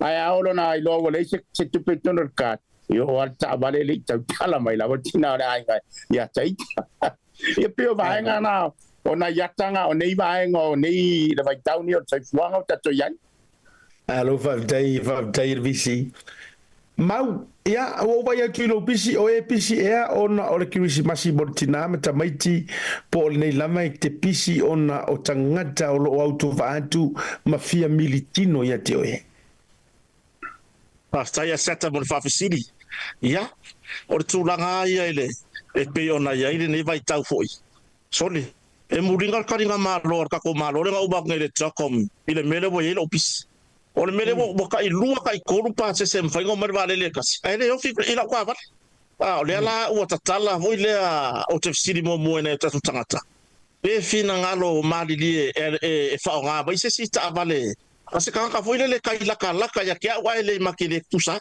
ase ka vo ile le ka ila ka la ka long ka sa afia ya kota ile kukusa makota ile foringa fia ile foringa aka yo wai ke kai pe me a se tau le nga pe ku lo ba ya utakat mo le fai mai iska ka lai li ko ya yo a se ta penanga ya e pe ona mali ya ta penanga so tatu watunu u samonei o samonei ya e tele lava ta penanga I me ia mambawa ia nai mea ta alo foi ole o to ia so I so tatu watunu o tulanga le leo tama ainga waso ia mawar fanga vai ia wa lava la ka me ka alonga I o tava temi temi le asiata le wa makan ki e ka mai ki mo me o ka va le fa kongkong voi vai o ki e wila vili vai wale le tulanga I tama ainga o le me voi la leo te fa fetaya ia ile nei vai tau de tau fo ia le fo o ia se ma o fa na ale ngata ile fa fetai tele sia tele nei taimi ina tato wo mapa anga malava yo o te tarton o taringa ma no le akorkota e lu wakwa ka ya pe puano ka usanga fo le to a tele le tunu ia vole mowa tele o taimi fo ile ma futai mai ai ono tu langa fo ina tato wo mapa anga malanga mai ia se pe loi ma to wo fa mata ka ulanga I tu langa le marketi ia ma o se va ai ngai ma ofai ia tu langa leo atu o fa mo solo I me ai market yo ia maka me o ma va le fa solo mai ta fala o la le tele o kama market ho ia le fa mo ma to ai ia o fa ka o ia le fa ka o le fo ngele ia ta amu tu langa I me ia ano fa pena o bole ko ku dikasi be makeki nga ka sa o fa fa ke no makeki o ko malu o le maukengi o o mo to nga fala oina ia o foringa va ia nga le sata ma tu vasa o tulanga fa manu ia no so tatu tunu I tulanga I tama ainga ia fa fetai I le tua ele tula fo ina so tatu tunu I samonei tape na nga ia Christmas me masani lava mo wasina barbecue mo fa na mo ainga ia ka ele makafanga ia le ia e fa ia luma ile fa le barbecue ma fia mai ainga ia ona le telefo whainga pāti o le a whai mata whangai rea taimi o le tausanga malanga whalalo Malo whawtai mana ia, walanga o vai tau aso fia. Ia o vai tau fo yo whainga mea lofa, o vai tau fo yo tāpenanga o le loto whawhetai. Ia o vai tau fo e a matai o nā tina e mawaina I se le ni nei pisinisi laiti. Ana yo tātou tangata wa o mana yo fo I leo re sia tātou a whasoa. Ia e tele na sila fia I re to tele. Me ia o lo tāpena mai ei sa moa pe ato ai tau nu atu. Ia ai o le tau turi atu lau whaafisile o le na isa unoa kota wa tarusanga tangata pe maua tuule manoa sesi tai pe yo oe ma a tulanga e whapena o lua ma ua tai maua la tangata whapena walanga le visili atu a ai a whaifo ua maua o se tamaitai o se rii ioe o lewa e mwhena isa unoa mai Kaya siata mana manoa e ma whai ngau karian wanga mo mai o ron wanga whai so se ronga me sakalo ia karian Asiata, tulanga na ya wa lolofi mai foi la tunu. Ia wa we fesili lava. O nisio tangata asiata. E mali lia o ke sawe momori mai na si pase se taulanga. Po fefertani malo e fa mautu wai. Ai fa kari mai o ke koe fo ia koe piki mai. A tulanga ia. E anga va uma ia na ia tatou nisi fo yo o tamama na yuso ave taxi o lo ngaru lui tatou mlevalele. Ile fatino ino ngaru ngale. Yo ile fa pe fo o ka fa pe ko a me ga ka ikai mo wor fo dinga tat. Ai ona o tatou por kalame ma tatou tano. Le o fia o ma ya se ke fa ya ku so de ko kiki a mo wa ke se si so de sa o pe matasi. Yo ia ne vai taure. Ia le foi la totoru na tinaya no atule. Ia mo le fo mai sa monde se tatou tina matua se pa anga tatou por kalame tatou ya. Ya Emma Sprinkle. Esa ora tui fatali le vai sole le tene le la wai samone foi tina matua ya mare to tele la vone tato tata le wai samone o nisio pa ya pe malanga mai ya na ola e tusi ola toi ngoi tani motonga ai fai no e le malanga mai sabi ya to nga na set ai le va tu le no le sao ya tu va sa le ola wa fasili e pe tau le yani tama o malanga tu pe o le tele ana iau pa se e piki mai o ile I tato au malanga tu pe o tamai tai o sa o le ya siata ele fai no alo la tala au la le kwa ku ngor Facebook io ya o le mai nga che fa sa siata e o tele o manda o le upuro tamai tai langa tamai tai e tala vo e sile go e o ai kinga ma ku ku le ato te sila mai ai se o ke fai aku so Asia tau tatu ia I le mai ga leo fai nga mea lo fama. O ma kuai lo marko inga. O ko inga I ka I la isia nga fai ava. E le lo por al mei ka I le ko inga isia nga fai ava. Le la ga fai lo se nga pepa le ai ma. Ai sai fo nga ko inga nga pepa. Se nga pepa foi le fai le se mea lo fares. Ai sai fo. Sole o la nga fai ava ko ngore fai mo ngi fo kulimaku. Le wa nga se ia. O loi vai I wa le so rufu lima tonu al Christmas e fai ele o po o na so Christmas fai lo mar fai nga mero fai vai kwala le lo maku ele se mero fa ko inga pai si fai ava fai ko mar lo maku ai o le di so le sa mero fai si fai ava io le wakinga inga si kamalo o pua o ko nga fai o le alu le sami o le awo o kai mer fai nga mero fai le sa mero po mai mar ko inga se be nga ki de fisilia le mo ka pe ngal me alo fa ave marka malo io e fai le singa e fai le tu fa me alo fa le kai mi ave lo malo wo haru ko inga le loko foi le fai le po e fa feta ye wa dia Christmas male kala ko inga lo makua vai la me alo fa le ko le il fai ava o le pepa skale ki wo umanga fi le pepa fai me alo fa wo mongo ko inga me pepa ko o makuse upungi ia o foi mai le sa inga lo ko le vai le ya e ka kala ku na ele ele fa isi fa ya bala ka se nga fa ya nga malanga fa ma ba io ka fa ya nga malanga fa ma ba o ngone wo e piko mai dunga le pepa ya ia o foi mai le loku wai le ai ai nga asiata e ko fia ngi fa ya va o mo wai lembe e ko fia ngi fa ya va o le ka kala ku le me alo fa piko mai dunga le kusi e kuri ese o le tala ta to ia Ole ave sawa ia tu vasa wai tasile tangata na ui mai melea. Iyo. Ia. Le la ave sawa ala ile sawa. Wala ile te tatu vai e ali sua falea. Le ngol tangata na ui mai mea ia. tu va se so le aso langona I lau mea le fai so o lo no tusi fa bene ma tu na yau fa yava ona e aru le tu se mai se se sa no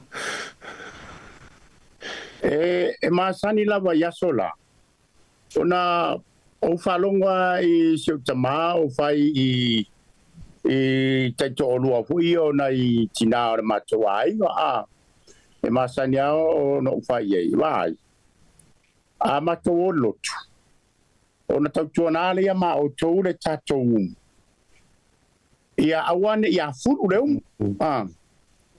ia etele a ki taimi e to melot e no na u to le to ina vo ile a se uli po sia fa pero tala to in wa furu le muri wa mule a matau le wa tia ile wa fa ile nga ore ai tia la sa fa ile to ina le sa na fayerola ile le aikia fo idea o le matua I fa tele la vor suka tonu le pulu ina ia awane ia va ve ona awane I va ve o nga va pe ora fa longo va o tele inyo le mer pulu o la fa longo a somali tele mer pulu o le ona jes o le aikia la sa ver tena matua ave ya o le suka o le mela o tupu e fo I mer tena le siaso wale ai masa se to e ano le ngua brudia ai o matua I fu e la vale umure time sa ola na fa pelo tra toina e ser man ne yo bol mer tangata e sta I lei lona tofi foi e va ve la na vatu ye se matai no foi no fa pele ma e foi foi no aikiar ko inga ia foi se aikia ia va ve wale oro no puvo le la pule tautua ia wale la wo le pule ore le ingol ore purusu mariere ia waine ia furu le ia ia le na taimi e serta uone vai taimi wo ia tato o ngai vai taimi wo kele on kala kusa mo va mai le ayo ma ko le ala sa o le o ko ma ko wo uma vai taimi ka ko polonga I menga fai ka ko ma ko ia o se tau so atu le il tato ta upule wo ele sau doanga tamana lemo aftai ole fata wo le mai ole o to fai me na fai tatu wala ngai sa o me na tupu mai na no po ai fata fa kerisiano ina oe lo fionga di sa ia e nei vai taimi wa e ui wa po io inga sengase ia ai pe ona o suia I fo I malo langa wa ave ile tu ile nei taimi a tu ula malito amale aru so o le pinko malito tasile mainga e ono afia I pe o inga sengase o mele o le fia pe lui o e inu o le pinko ia walanga o le na maua tala mau Awa le tanga tale fatana ona inola na fanu o pe o ko si lo au se karia kele ai o paua le tanga tale fa longo fatanga e pinko ama inu ai loto ile vautina am tabaita e au yo le ya a tonu fo e nga fo le taimi ma e pi to e pi ti e fo ia va nga matulanga e mo vai le so fu mo le ai la tato wo nei vai nga o nei o totonga la tato wo nei o totonga e la foto o le tu va ya tu lo su ma wo fe lo nei vai nga lo tu pu me tonu su tato tu pu fa nei sa no nei o totonga le vanga le fiafi Faftai asiata, faftai mo na vanto fa aulo. Ya o mo fo e mo wai nai fa talanga mai so tatu tunu isa mo nei. Ya aton fo se taimi ya ato i tau no ore sa o faro longa fa anu matsina. Ya ona so so ani mele ma pitola wa wa nei sa mo nei. E ile ga le tale pe nga fale manga o inga fale le ga fa I le tua o yo le tongo ma malauri asiata. Lea o lo sa idia o atu le mtanga o malo.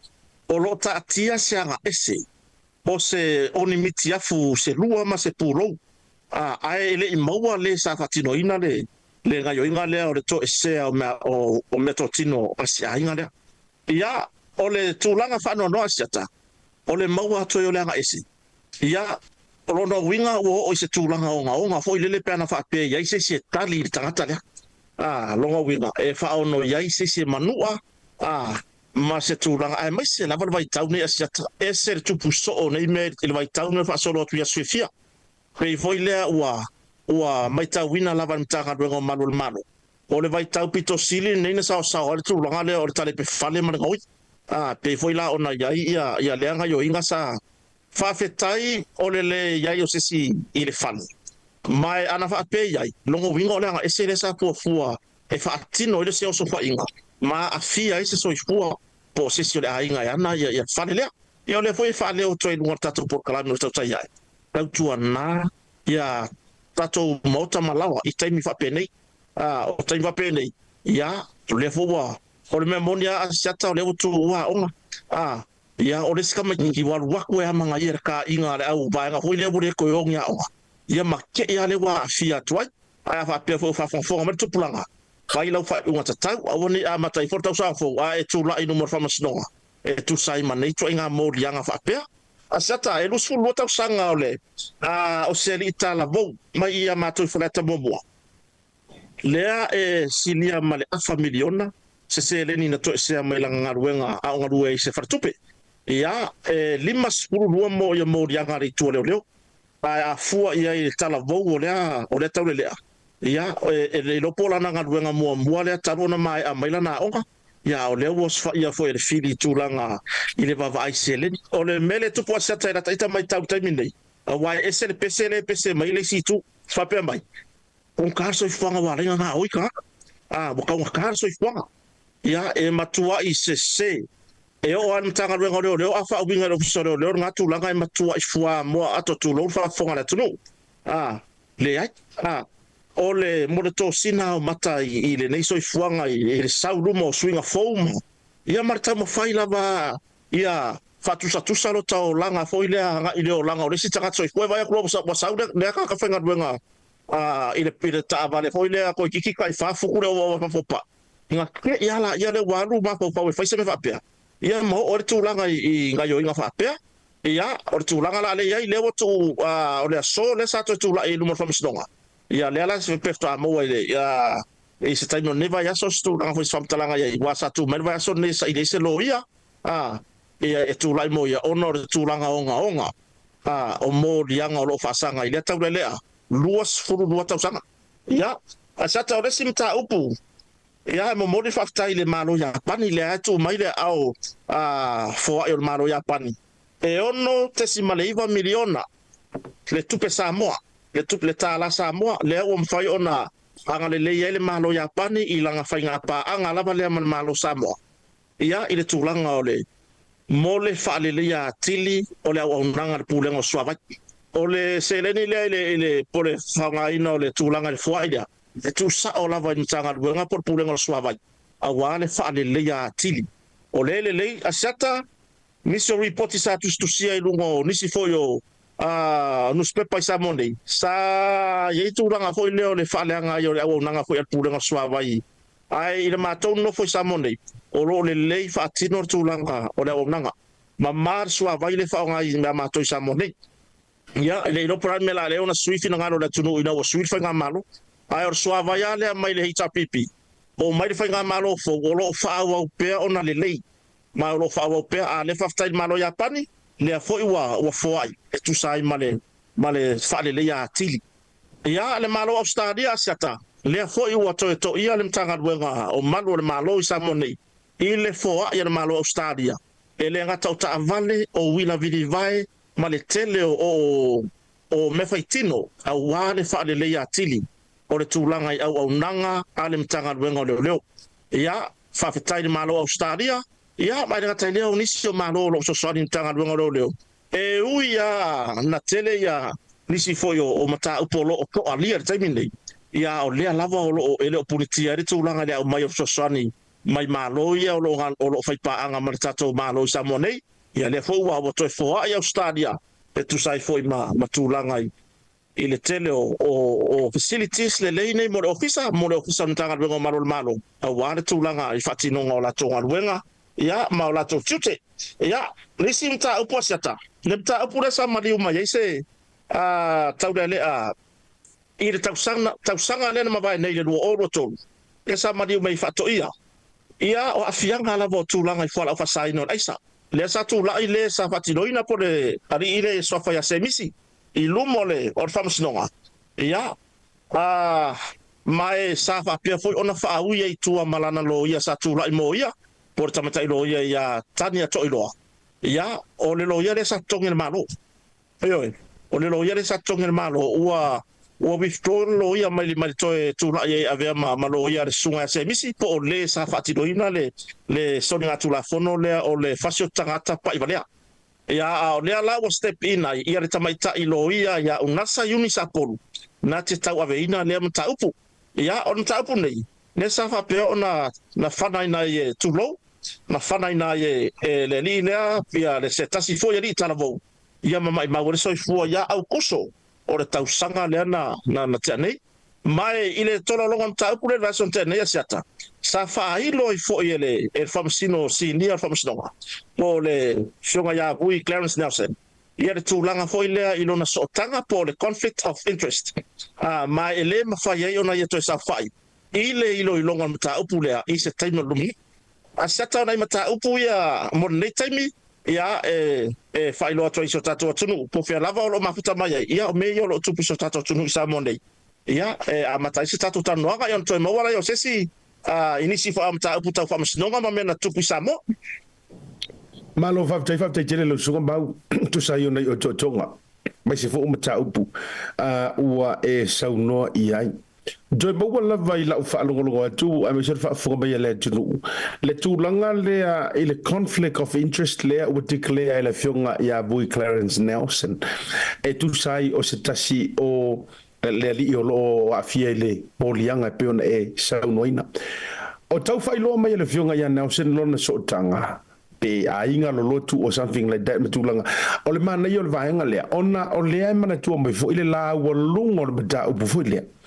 Le lava na tu ia tuai le tatou porkalame ma ele tulanga stasi o tapai whaamsino whaamsinonga of Nomas wafa sorry whaamsinonga maulalo lean ave ele keisa Samuel luma tulanga whapena ya mese fora fianga stasi whaipule whaleata ya lena pisa tulanga conflict of interest wailo lotu watasi I'm whana e tau sau no mai le matapule na tau vali mai pe highlights mai ele fionga ya vui Clarence Nelson le so otanga na ile tangata lea morir tu la funo mole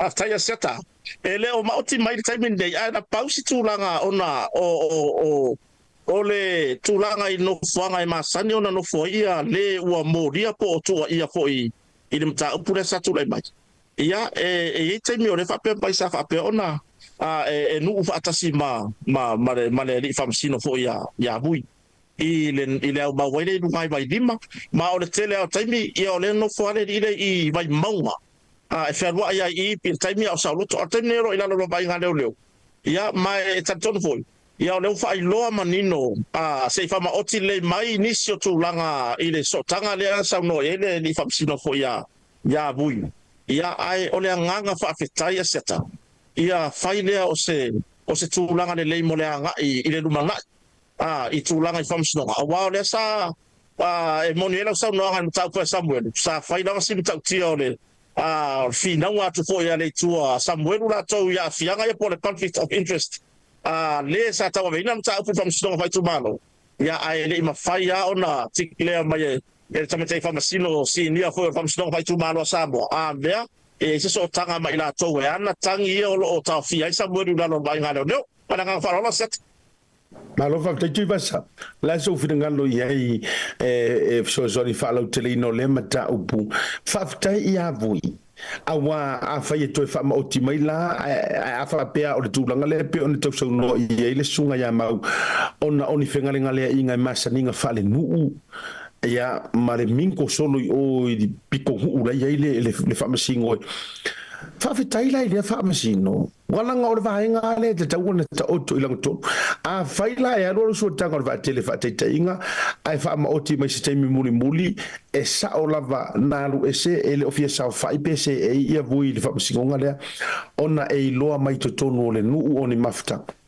fa kusa ile lo loku fa kasi le fa masingo ka mai ka ile sa la wo lunga ai fo upu meta lo lotu fa dasi male o lo afia ile meta upu le tu langoni tu inga ya ale fa mai le ki stokanga em fina ka so ngol mangale ser manga ya le tulanga le foi la wa au mai foi la fionga ya vui Nelson o se whataitainga le lei fo I mo I la tau fo mo nisi fo I o whamasino lo o la vevea I lea to ina winga whapea o le whaaitu au ia po le whapalangi le nā uro tāu o le ia pela o na ia fo I le whamasino na ia talasa le sa tau whapena fo I le whamasino ngā stama o Samuelu fo I la matanga le ngā lainga ona toi o ni ia ka ua tele ma ngai tele wharongo atu mai ole a ye foi le tali tonunga I la tele le atunu la tau te lango ina uma mea uma lava I tonu le malo Samoa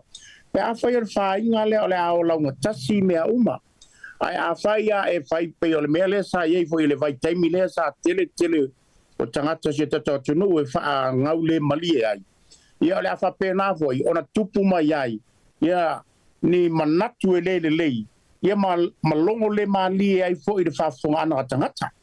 Ai a whapea whainga le leo whai lewa wa kosi mai whapea e Nelson e vui Nelson ia se tūlanga le leilea. Ia oka se matanga o fie o le matua maa na ia lava le whafonga ai tātou. Ai mase tātou nei o lo au mau ia tunu I whafu. O lo tātou turi matai matatou whasiu lau matai o si tātou tunu. Po ani mea le leia o ni mea e ono tupu ai le manui o Samoa ai le oni me tupu ni vevesinga pe yo me yo tato falongo tole na va yaso yo tu mai vevesinga ia ona oni tulanga o mea fapena yo so ia ta file le nei va ngone o le aso asiat Malo whaftai tele lewa I le tūlanga o le nei fia mai sio nei mata upu tātou whaasoina maua mai whoiolo la langoti munga sio tātou putunu I Samoa ia le nei vanga o le fia mau tiro fui o le ale umise tātou whaasoa ia le tātou taimi whoilunga o le porkalami ia I le nei fui vanga o le fia whaafonga whaela tunu ia ma le lau whaasau a o mata upu ia o le tāua la whoi o le manino le tanto watunu wai e saufa unga isi famasingo e pei o lai muli ta ila vai le kusika yala o mei e tau in conflict of interest ia a vaku isi famasingo ia ele muli ka e pule a sika funge pe pule anga ia anga sika ia e taua ia o le mata upulea o lona whaataua ina ia awa le mata ituino nisi o mata upulo o le si vaenga le na tau maua tu fo o le case fo ilea mai le fio anga o le whangori itulo fo ia masa maunga nisi tasi fo io mata ile sa iei fo le vaenga sa tupu ai ma le pa io nisi fo io le pule ali fai pule le fo ila date vai tu o le wa au mai le o talia ina le whamasinonga le tusi le tarusanga tole lo ia ina ia mafaiona te tala tu ni vai tau aso fia ia na inisi fo I o ila tau sa fia ile mata upu ia o le tulanga la na le tate vai tu fo ele o ia se vaenga ia o atangia mai ia no mafaiona e longo winga fo ile la fai aso fia ini vai tau le o aso fia ia I to tonu o le to ese ia e fa tali la ia e o nei vaenga uma ia le sona malava ni vaenga mo le tapenanga tatou le anga iluma mau po e toi mau mai ia se taimito e mo se so ta inga male sunga ia mau ona o le longo mai I le tūlanga lo wafu ile le ti munga I so tatou ia tatou I Samoa o le ale a faina le peto mo se tatou so ta ia ne te o to ke o kaupisia mai fale o kamalanga le o to a mata to sa I le tūlanga le fale ai o le si fo I mata o por fa fasilia va tūlunga le tatou proclame ia e to mavo o le si mata o putu fa fasilia tu ai tu vasa e so finangalo a me se fo ia o le mata o pula walunga le no fa so to o le o mai ia o le ua tali mai nei fine matutua ko vai ko ali a te kasole ia wo ke lotu I vasa te lo sunga pe te Il tupulanga lea pe a io a o le la ua tali mai ia eri kadi ia la ko nga kala ka ngi maruangi tu lo fa fine a fia casa fa fika casa nga swai miki le fo so no mai le pristine e o le socio fa fine Samoa ia mana tu lo vo ile tas ia o le tangata e talu la io e o le a so si le fia tala no mai fa malo fia le tulu ua matua fo I lau pea ua leva ua ola ua ai lau pea po se mea o le se vaenga o le tasi fitu iva se vai tau fa pena ia le I lau songa imiti tūlanga fo I le pe ua tau ua alua pe ua tau tue matafi ai se mea se fatou fala inga mtau pule o le pea ua le va mai o le pea ka fao tai sia kau fa longo ko al mtau na ki fa tai la vai le ya la ta uso ya tai o na wa mai le fina ngalo tai ka o ma toi sa ola wa ile vai tai mia sia tana o wa toi ya vai tai me fa mo ka sambo sa o wa ye si fa fine foi le se chulo foi le po a fine le ai pa mene le sa mene chai tono la resei e tala na mal ya ka kele va fine nga e sili se sila na mat oi awa kele o ma ko ma tanga fu ye o ta fawai e o fa tala se va fine po la meta ile malu o yor tam ya wa kiri ai ona fa nga va fine na o lo ia ta vi ai ele ma tango fie se va fine ona ta sana mat ya e mala ta tau I va nga lava ia na ola mai lava ia le tangata ia lo natura fa fine le o tato malamba le ina va nga o mai le se mama mai e fa pena voi le tui o mo tampo e po se tulo voi la to ta o tampo e wala nga e lo wa fine tampo e le na fa sa e ola mai lava le tangata e mfana mo le langi ilonga natura e sa wa e tato fiu to e fai ai paula le mea ole a ma le fesuia inga ole mana na o e a mai ia vaenga o tua tamai tai e a mai e whaongai lato ia pe e whapenga fo I tampo ia mga e whaongai tua tamalolo e whaongai lato pela o ina lea leina upu ia fo I lea tunu u lato ai a whai ai o sa o lato ia a wane taina ne lato malu ai la formula la to o la to yo fa fine ele fento ave se la to fa penga e fa pena fo ia le situ ai pe o le mele na le wa ta wa sa no mai mai ta o le ne ba o le aso ile matango fie lava I se va fine o ta sa na mat ile matango fie lava ele ya tia wa ya sia ta ele fitau I malta to nganu o pe se ufa pupuna tu atu ai ele fe tau I malanga nu o Samoa ina ne te I o a tele fo itala ni si atu no Pasifika ana ya tatou ona ua whaanga ina fo I fa fine le malu o tamatai ia o se tali atu le tu se o lau fafisili malo fa tai mau ia walanga o te loa se vai mea nai vai toloa pe senga ana ina e telefo I fa fine lan to wia sa to mio ina se minga sofinga a wakari mai mataika ka fio lai ia taika o so I fu pea io e se mai sofinga ngalo mau na vanga le walanga telefo ia o fa o si vaenga sia na ia pa se o lo piki te mi po e mai o lan tu ngalwenga Paftaia seta, po le lei mai le so tainga seta. Ya, se lau paseng e lei. O te pia foi le vaenga le na sau no ai I le una tupulanga le ei. E moni lau sau no seta. O nai fa fine le o lo e tami nei se tato I tu malo fa le ta numero tas. Numero lua ma numero tolu numero fa. O nai fa fine e fa mai sa to wa o ngai tato wa o ngai ke senga ya so ya. E oi. Ia o mela le o na o te lai titi.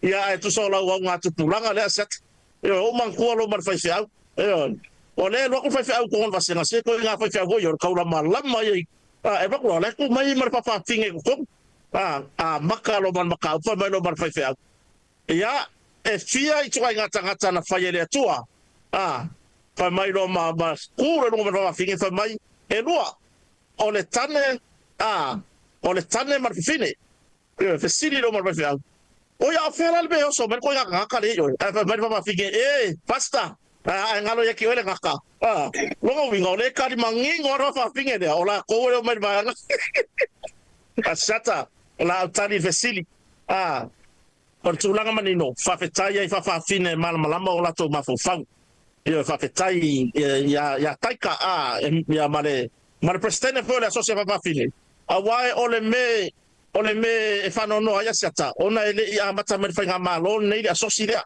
na ia le asosi ai ana le fata ma le sabe pale mia i tausanga baba ole me na la yo nga feke le asosia ma wo lo tulanga foi le pe wa e tulanga foi le pe a batu se fa tuanga le tunu pe wole popole yai ona le timing na sa wa feke le asosia ona sa fata ma ile pale mia ole malo sa mo i tausanga baba e makua i ofo le loko male anganga ile kaua kulisaku isaku kerisiano ai faka mase pale mia i tulanga o sosi fa pene tu ai le fesao ya fa fetaya ina fa fine o lo yelo lato atamai e mafaiana fa solo lato tantonua pela ona sauno ya taika ma presidente voi e le tala fe langa le wa tali mai le fa fine i lungo o penga tfailanga ia tate le fia tani i lona vai inga le sa pasa ma fa pe mai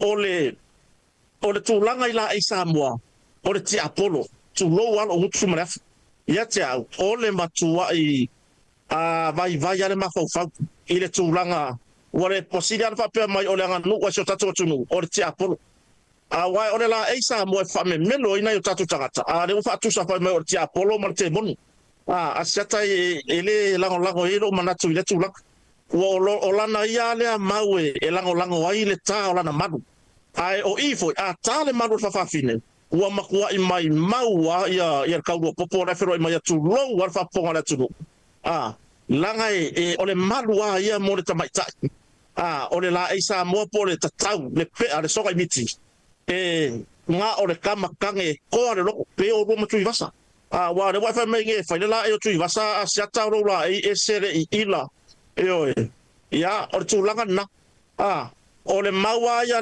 le fa fine e tau mafai e puni ai lona luma malona male tu langa masi yasi o lona a inga ilana me fa tu langa ia ma na ia yo isi fa fine ka to o ia le upu fa fine o lo o ta o la to la isa mo po so niti oi o foi lai time o me fai la to ai e matua isa fai mai ave ese ke unga ave ese ya la to te unga fata mai tai ai sa fai mai lava ole ali isa mo wa fai rona la e la da aseta e pa anga tato proclame ona fa fine o ta la to la isa mo so niti ele ia se wo tato proclame ta ya me o ta se mat i tu ai ngale fa fine se tu lo ole melea o te whanua ina finangalo o tui vasa. O te rohoi wape na so finangalo a siata.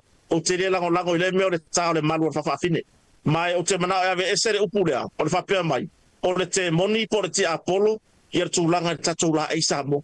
Langa e te le sao o le tatou wanga nuu so ta inga mare la eisa mo. Ma le whakrisiano le mafua ino to file musi o tatou atunu.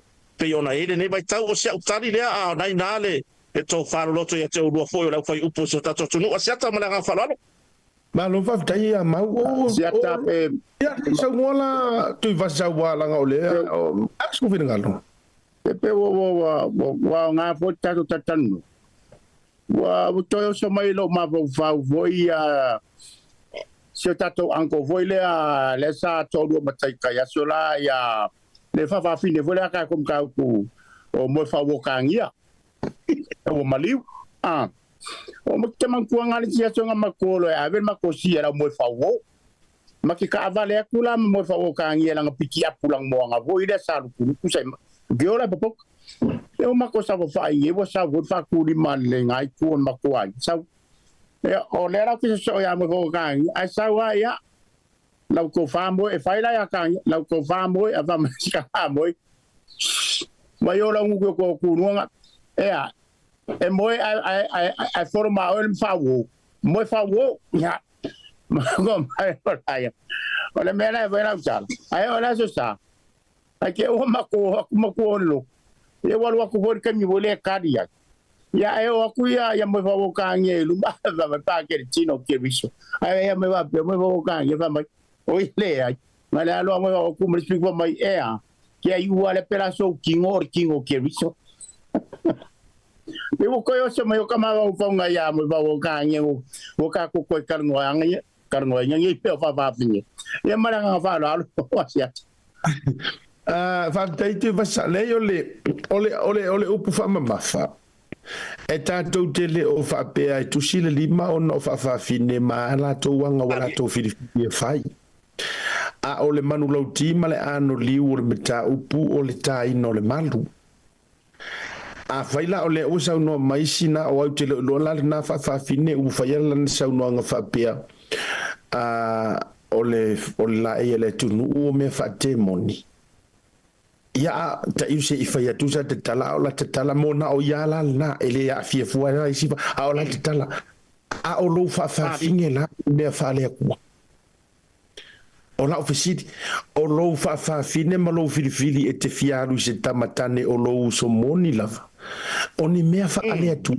me fa angelu na fainga o ofisidi o si tu sa ola na mana ya ai talifu ga wa kilo lo a faila wa fe mai nei ole la e ma ole tu oni me fa te moni mana tu lo no winga la ri ka ro fa ngai fa fe ngai ye ka la ko la ka lo fa ma malu lo te le tu nu ta yo le tu wa e fa ke mongi a ofisili o e ola la i se olanga ona o le tulanga o la mele nai fai o sa ola le na tulanga o lo to ya lo so to o lo tama malanga tu lo e ma vuona tato o imene o le nofo fua lo tele mea le te tau o no ia ile lote e lo fuor mele ale na sa ima tua i whanau le anga mea o no le lote fua a vaya ua e fili la o e ia po o i fo ile na tu funga tu lou le fa tu funganga ia na nofo dale na malu matulanga fa pena se e sili aku kulo e sili aku le nofo e u fo le fa se tala a o le fa tau matataula na masauli na tu inga fa matalanga ma fa mai o me o le la e o te moni ma ya yo no ma fo e pe ka wakangia mai e ka usa wai me fo ibo ko manga ku ai la unga ale au si konti fo ia le ngo ka fa ngo ku ai fo mai o ke moni ia ngai ke ngai nga fe au si mai ma le ako au e wa pe tau fa na pe tau li fala fa pe na la utau pu wala ngai le wori nga la ngai me nga da wori fo ye mo me o social media mo YouTube and Facebook pasta leo mai me na ma fai mai o me fa demoni mana ya ta je ye peno to fa yeta ya ele ma fai fo ona tele na so ona fa matala tu ya ta mama ye fo ai man ya le ta tie pe ayo le lama fo ya te ila tu ya ile ni time ai ya te uya male dulanga o manino au fala la fu fa so mai nei fa fine ma tutua wai longa fo ile la tua ya sa moa ma dulanga o me wala wi lo ya la tu fa fianga o me fa pena ya wa da otola ya ile vai nga pau mai nga no tu e mai lunga ona fa fitai ola o tali mai la bala to ma asosi e la to te ena le na mau e la tu te ena fo ile na manatu ai manatu mai ore kangaka lea na fa o so ale maka upulea ole tamaita i e yona e ma fa ole tamaita i e yona fa ilonga ia nga alu binga na le na fa tula te tala ole tamaita i fo ile le po lo po ma to New Zealand na ia le na ia racing ale issue le matulanga ole mata up ya ai e uyo le ya vai ngol tala talanga ato le mata up mo tulanga le tatau le tu mo le la ia le tu ya ele afia fu matangia matulanga ya ole mata up muli le tatu fa so tatu fa ele o tatu fa ival le vanga le fia no tulanga lo wa fo tau fa ya lo fa tu fo i le uso ya ma usa mo ole fisilia tu tasio fisili tu sa o no fai tau atu i le tusi ale taitai o le tuangai ua matua i lau alunga lava le tala fatu sa tusa le mativa o Samoa ma le oi o Samoa i nuu Afrika ngai mai lunga le letter to the editorial observer fa mai wa ese le tūlanga ese le lau alunga o le mativa ma le fia ai o Samoa wa iai taimile nei fa tusa ia tunu pei o a fianga ia ila tunu Afrika mana ia tunu aka ko wolo ia Afrika mau marito fatu ivasa o ele se sa mo via va ai wingo i Afrika ile tunu tu lo e feo ti lava ta mai ti nga la la fia ora visili mau e mongi nga me o ngai ki ngofo tu lo onai ti samo o ka ko ko ngu se ma ki kiva ma se fia ai pe Afrika le o langa langa mai ele sa avea ele fo isa avea ma pale mia i tau sanga i tele tu no tanto tunu Faftai asiata mo le avanoa, faftai mo le fesili. Ia, o tala munia asiata. I leo se tala e avane ai. Mea konga lea ka ua o kradi ya konga e sao. Longo winga wo o me lea fa manu yanga le atua. Eyo, wo o me lea fa manu yanga le atua ya Samoa. Afaya ore mele lai loa ko inga lea. Ore kradi o langa fesili. Langa lea adu ngadue. Wanga adu ngofo ilonga fale ngofo me pekesa. Mafaa le yanga tau mafai nga le atunu. Asata pe no faya tu nga e fafa man malai vale le faleolo pe ete malanga yo le alu i ya ana pe ete nga i mai pia e ke o mai le ya pia o faule me ai lumo la wala utele i loa po fea le fa vai mai e o foi lai no na tu malo tu ale pa pese solele pese foi le yo tu langa tama ai nga le pa tu langa i fa to anga be fa pena kele no po fele mele la ga ile go foi pia Mole le se yo o tuai le pai asiro na tu malo le ila e ala na o se famtalanga fa pea asiata tu lo le fa fonga a se tatu watunu le ila le ma fainga o kali yaku e sa o tu le pa le ila e ave ma be foi le wai kale ko ya ke o tu sa o la va faire o fa ya ko e sa o le tala pe pelo le o le ma to te fiola Samoa Siata le to a tele o le atu no ule malanga mai. Ma o la te whatari wa ai. O la to mau lea. E o arata avale ya pia le me i whatari maa lolo no foi. Ese le tūlanga. E mana o na o mai mea ai lunga le awala. I tūlanga i fuo whaele leanga le atu no. O tūlanga i mea ai o a foi nei mea ai sami. Ia i tātou tu maa lo i whale ata. Whasolo mai o i whale ana. Aola le kele o le whangu sea lunga le awala. Ia ai mai se lava tūlanga i tūtau whatoa. O te lei loa asiata. O fea le wha mai le whaputalanga lea a taitai o le tuanga. Ia a tonu a o le lātou lea ma lātou au saporas. E māti tiva. O na o le whaitio. Ma nofo i tono o lātou whale. I le oe ngāru rui. Ai akalango aku la ma ko ngei. Le lake whapea mai ma ko ke wā lea ma. Le lei e sirawa pala me ai kōro whana. Eo e pala me ai tua maota malawa a inga asiata. Nga i fona marketi. E fola e si lunga ma meta u fala o ina ese lunga. O ar kai me pala i ke vai ko nga i umba i lapis. E o atu ia ila to e faila to fanga nga metua o lo se tulo. E o atu au mai tulanga i me ai wa pala i lunga o fata. Malunga o lau le marketi. Mai le ave fai me ai lato la fulea metua o lo. Asiata e matua i o te ena fina ngalo leo tu lepa. Ia, oke ofo foi lea ko ini. Le fia tau sanga sa tau tua mai ai. Ia, lea foi wa tulai mai e tai li tua ngai.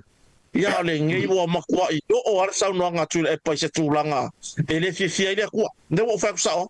Ma i lato uma o le fai ale la fonga lea wa mativa Samoa.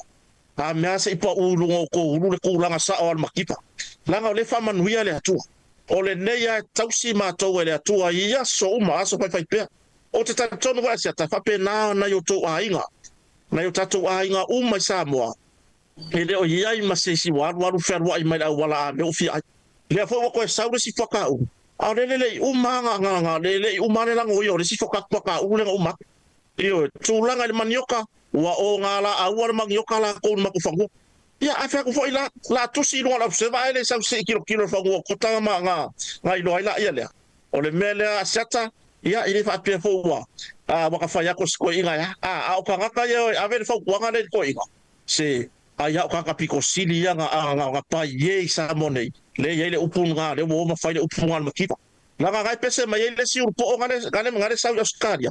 E ngofo i o ai ka ngofa kuskusa merka mau a inga o fiki i Samoa ki. Ia kia uia. Sau e wherua ingi. E alanga e le i loa se mea i Samoa nei. O ngai ke sau ma e lafi solo whapuro rou. a anga fa peke sau e ferwa I solo taulanga e alu tua ka amilo mai ya asiata e leo ya se tulanga fa apeo se mativa e alanga ka inga ko ka fa penge e se lo ka ika nga upo fa mai o makiva e se le anga nga mi o makiva ya wa mai protection miliona tulanga me fa nga ruenga wa nga ruwe ainga ai se va na fo ya ainga e le fia la ko malo e ava ku me fa nga ruenga ola ya ku le so e fa pia ai ngalo ai le fa moe e ngalo ruwe asiata ola utala le mala moli mau le fa fonga sa mo ya le fo e moli mau so tatu tunu sa mo nei le ai ma se tulanga fa pe tu pu sa mo le lo po fe fa vai me nga fam kala atonu ala ai ngotu le pa ye tua atonu o matitiva mo mai to mo murto ina a me wa lengi me ai o ngalo ruwe fa fetai ti munga wa mo le ne yaso ma le ne ba yaso asiata o matua ya ngai na ya mato metoto wa ngai le au watu langa fatoanga o te lor fa fetai male mato la fa fatoanga mai la to fa tonga fu la waina ma me fa pena fa fetai le tua siata ele o tu la fo ina si o tatu o tunu isa mone ia o se utali le e fa manino ele baena le baena ele o yai se tu langa mativa sa mo ma le nga fa lo ma fa fonga la tunu ma lo fa fetai o te loe tu sa umama ua ma tui vasa. O lea ua maua le wha mao ni anga mai e tari tonu atu I lau zau no anga mau. Lea nga e toi titia so uma e te whea luai e le ngatau le au watu o le marole antunu I Samoa. Ia maolo e whea luai solo lava e whainai observation a wā mea o lo tutupu tonu o le tantu watutu o le taimifo ua e live mai sa vai ma tūlanga whapena. E siri aku la le karikong winga le mamanu lau telo le atunu. O le reporti lewa e tu ina mai. E wha ngofo maali ai. Nai lo le sau le tangata e nofo la eva I au se kalia, eva I ngi usila ku lo eva. Nana ofa ia tangata le nofo lau le mativa o Samoa. Le nofo lau le wa orkaka kongwanga. Le sa oi le upor tangata eva le tangata lena. A o tangata malava o lo o lātou tausi o lātou ainga o lo o lātou malanga I Samoa ma toe fo I mai. O le fo I ho I ngai o pomoni e le natia. Sa o mātou whaasoa fo I mastasi ia o epikopo fo I nei. Sa Samoa na malanga tu fo I ele I mamao I le aso whanau o le lau moe pesenga. Sa malanga tu o kalaianga au mai. Whaafelo I re sirkaia, le ala to le breakfast la tau, le anono I o le tatou mea ai. Po le mea ea kangaka ngei. O na whaupopo mailo sunga tui vasa, ma tatou to vatu vasa ia ma tatou fasifo. Ai ona o lai whaawinga I la tau le mativa I ta miliona I la tau ua au le toi maua pēha. E li lopo o lai lau te whaatusa tusa. Ona ua le toi maua le mea o le tupe ma le mea o le tamau a inga sa ka whiri sa ungoai. A o le levo ai o tangata lau tele. A ai fia. Ioe, inu fia. Tafa whao fia. Ngā lulu e fia. Awa o lo lava la le tamau a inga o lo lava mea ai tutono le tatuatu. Ai ona o si toia ina ma le awaenga ia. O tangata fo ile le pei e fōringa mai le upu whaasa mo ele mali I vai. Ona ua mazani ava ai tamaia I le awheta la o le sfuseni. Ioe. E tala noa la dou o le taise lau a whelunga. E breakfast I le sfuru afe. Lunch is full wafe. Dinner is full wafe. Lolo winga ai ole tu ainga levo na ole mafau. A le tau mafai. E faase se inga ai le aku. E tau ala mai le fape mai. Ua mati tiva. Ma fua isia ua le oto ua motu le pa ufalawa. Lea sa o la tu o ai vale se uma makua I ka fidi sa ungoa. Tui vasa. So vina ngalo ia one taburunga mai la ia le mau o le tatu fasoa. O le o to e mantonga o sa tonu la vole tala le la fionga tamatai par miele na fai fo si vai tai o le tangata le nei o tula e por mo pa kala pelo ele si tamaita la pelo la mo fa saunga na a o tiro ni vai tau asiata o ke lo ele si ai nga sa mo te mi kasi sta vale pe aka to mai tau la so sa le polonga sa tau pu le pas o ne vai tau Ua tau le tumu pasi ona ua tofu wale ngata ina tofu ta vale a inga o tai lua toru ta vale. A lau mai tau ilunga o le Facebook. Wale eise a inga i Samoa o kukanga le maua i Samoa. Lava i temi nga o New Zealand o kawai le whakasau. A ua kamaka kurunga Facebook, sole. Wale eise a inga e le lau ilunga o lau. Ia kuka ese. Se i o ola le aso sa. Ese re kera le maukuka. Ngoka whapere, oka le mangbia o Samoa. Wa umala aso sa ai lunga o lau whai whaarifu sa kuiri kiangi. Le ai. Ore kai ni ngai wai o mai ale stay karkangaka ia moka kilo aku. Le ai wa ka alo mai fusi ta tunu de pangale pangai of skalia maku ifa. Ore wingo la kakala. Wa makwa mangwi o kere e pere sa ora songo. Ai onga wa ave ese inga mangwia sai limor ko e inga. Wanga le koe mau wanga le si bae nga fa mangianga sa ia winga wa ave ese le tuaronga mangia. Le wa sa wa le upule fa mai wa mati tiba Samoa. Ala wai e le mati tiba Samoa. Wa fa mangia le tua ya Samoa. Ole makua ia ko kiki so mo ka vai ngo papa kiu. E ngo fa mai la tong tal mamoi. Ala la papa kiu mamoi tanga tai Samoa. E o lava so se ainga lava wa nga fatia me uma o ngata te loi o lai lava la nga tupe martama ainga o kele lo la ya uya o fela le sa o le fa punga o mati matam to kira vai a kwa ko sa kala fo ma sa mo a foi a tanga vai va pe mai o le aso na fina mali wai se tamatiti ona o le lava ni me ai ma se ni shopping ne ai ma tu ai le ai Ore kele ale mela wai ngei e sawa news o nga ore kupulanga familisa o le ngāoi ia o kamaki ngā rawa o ka solo male o e whai whea mu whalongo la pomaku. Are whapupungo la uia tala peong sa ngole uso i ama. Makua manguia sio ka kokungu whakaivi ia de ri kero whamangianga ma o lai kele mea ai. E sa o ai o lunga o whakare wha solo ngai ngui kua. O, ia ngō makamaka kura stona ai se kasi fweo kamani i make whau. O fa poe mai langa le langa video ia era ko langa ko nga fala o fala asi so le mo kwa le manga ia le pula mai o fala yo fa kwa le la kala tamari de so fe me nga wo ye ka ko fa mai wa bai mai uso mai wo pula le fala ia le mele la au ka ro ke le kufa mai nga isi ai nga ia e vakumala ko o nga ka telo ai me ai uma kwa mangwia sio ka ko ia ai o se kala kulea sia tamalanga nga palo alo e makwa yo samala inga le au pufa me mativa sa mo ona loto tinga lava ia o sa utala le awal ni ba ngole aso malo favitai tele lava o tawolunga o ma elta tu fa so nei vanga le fia de vetola no fa u ya mau ia e fa mai a mai ia ini vaenga fia sau no e moni le ma mauni ana tua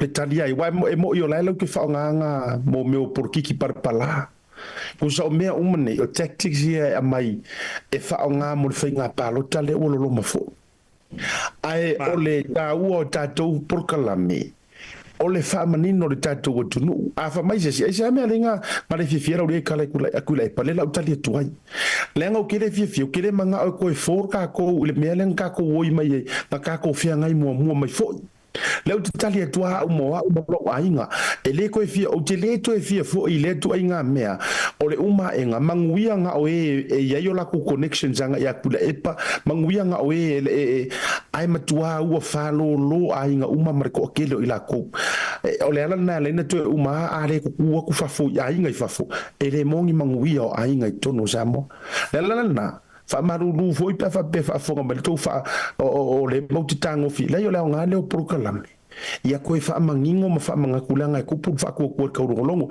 la nga yilista ngata e fa rongo so e awanga ko se kia ya meya e awana to no fono ko ma te ale to se tie fa mai e sa o ia fo ia si ko ia inga ala wa e kiro fo ila ukanga usa wa vidi mai fa fo le va ko se card le sendinga ko se kupi onga wa mau fo e ai ngale fa fo nga fo nga olo moe oe le tati tala no atu nei tangata nga olo moe fo imalo ka fa ai sa ele ya ala le ka kikia su o kipi ka kikia o so nga va korporo kiki le ai se me o ele per palase ma ko se o so va tu fa fo na te ele we no fo mai tu fa pe fo no pe sa o ya fo ko ya inga ma a ole ngala na por kala nei e mātou te toe au watu ma fangu i lo whina ngāno ma lo loto le ai awane i ofi tu ai ngā tala ma manatu nei o tātou ma fau ele o makikiva kako ele o matitiva se o tātou tunu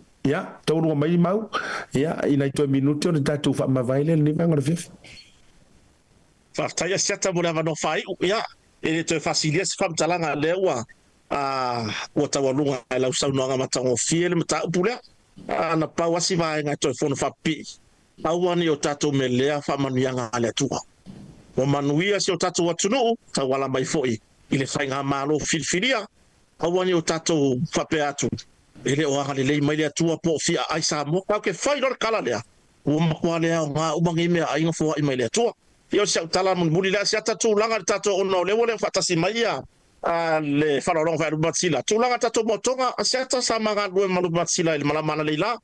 Ia, mo moria le nga whaafitaina e tato wompaanga. Wa whaiala tau oka tūlanga i seking o fua mo Christmasi matau sangpo. I le tato motonga, whaafitai le whaatutua ina tato company.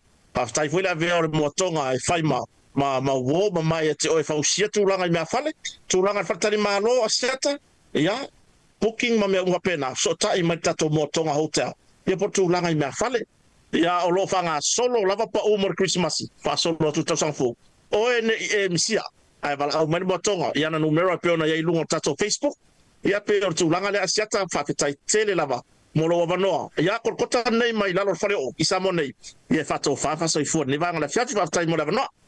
Alo whawhitai kota. Ile whato whamai fwitui wasa. Na o si tama i whasisilanga lea. Ia na mai ole solua ole amawela vano te malanga i Las Vegas ole amawela vano te malanga i Las Vegas ia for the first time nela wo i Las Vegas e foi nei tau a inga nga te foi la wo manai ba anga mai sa so te mai e te sau e Vegas leu fa alua na sa America e te afe mai e Vegas ia yes Vegas. See you Tuesday. Tato velo ai di Tuesday ma le Wednesday. Ona fo yo le prokalame fo ile nefiafi. Le ma vai vo ile no mai o Alaska la do ma tu vasa. Ya le fo ila. O mo ai le vanoa. O te o ai Alaska. Vai o ia le malanga le Io. Ai au ai te dua popole. Au ai te dua popole o walu mo lo fatu. Ioi o te alu ma fi le lei o lua i lo loto ma lo wanganga la walu o fa dia rupa tato feilo ai Alaska tato feilo ai le so for Riley tato feilo ai le so for Riley masi tato maftanga nai Alaska ma wo ma nai paanga masi foi lana yo ainga a fa le te mafuta mai Alaska ai yo e ana yo ainga masi foi tato feilo ai na lo mo wala so for Riley fo kako ai yo ku ava inga le vainga le e pe fa so ta ia le tofa ia sa fotu la fai Roman Welisi so ta ia te mo wai na ia le fale o le o watu tato we vaina pa se foi na ia tato Las Vegas mau au te popole o a uma mea e au mai ia u eta wailo suafa ai mai se tu basa ele ai mas meu te tau fia langa sa ia te mai o mea wa mai ta waile ngoa ave mea kaisala ya kaisala iyo ai mai se ala i tau fio lolo mai la o mau pe ata tango tau fa nga se me ta wailo ngoa ye ta te lo a fu ilele langa ai lai te ai o te popole tele ai o fa nga ina se me ta wailo so fo tu basa langa o sa o o lo fa nga ina o me tanga ta mamai e va ve fu nga ma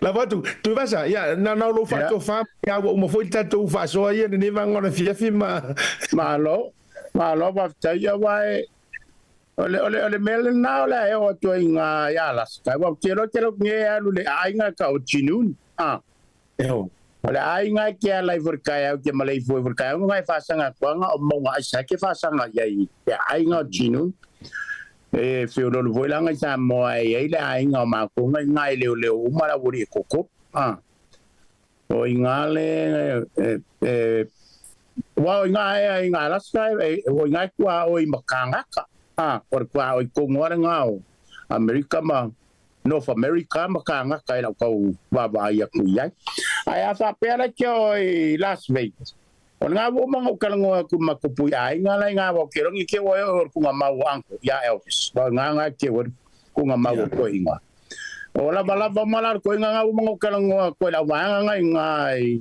yo ka singa nga o whanga unga wiso makonga ko inga Elvis Presley.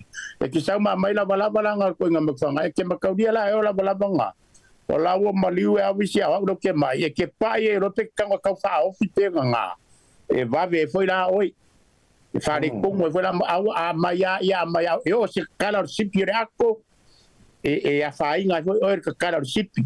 Tōn mea mai au a leipo ma mai la sau a Elvis Presley's family to Elvis Modi. Apa ingat mau? Ya manguia ya fuanga foi o vai so foi o lo ya ngai o afe eri ke malanga mai ari o levo mo kala lo manga ko ku ya tausi ari nga ya tatu ono tatu ya ai alo so kere aku i malanga au mai ya yo ya nge o ka ko le felo ai wale la ba ko mala fango i nge ya so ir ka ko e ka pokala menga ba ya so ngo ku ya lai ki foi para ainga ya o que lo ka ko fe lo foi de si va so kwai ai o ya Alaska ma Las Vegas ya alo fa ku singa ba ainga ya fa kai fa alo manuia lau whainga ki wisi masi tono le whale mai wau te roa o whale temi to e vei oi staki ai alofa tene atu le nei fiafi ta alofa ti a foa ma alo tu to tasinga le plate ya mai se foa le tautonga ya le fionga ya le tiongi io e danio e mafuta mai ya mai se foa ya o le uso ya le a taua tua ma le whale tua ya mai se foa to telo la tau nai siaro ma tatou fato faia mo le nei fiafi alofa tele sa mo soifua mai manuia soifua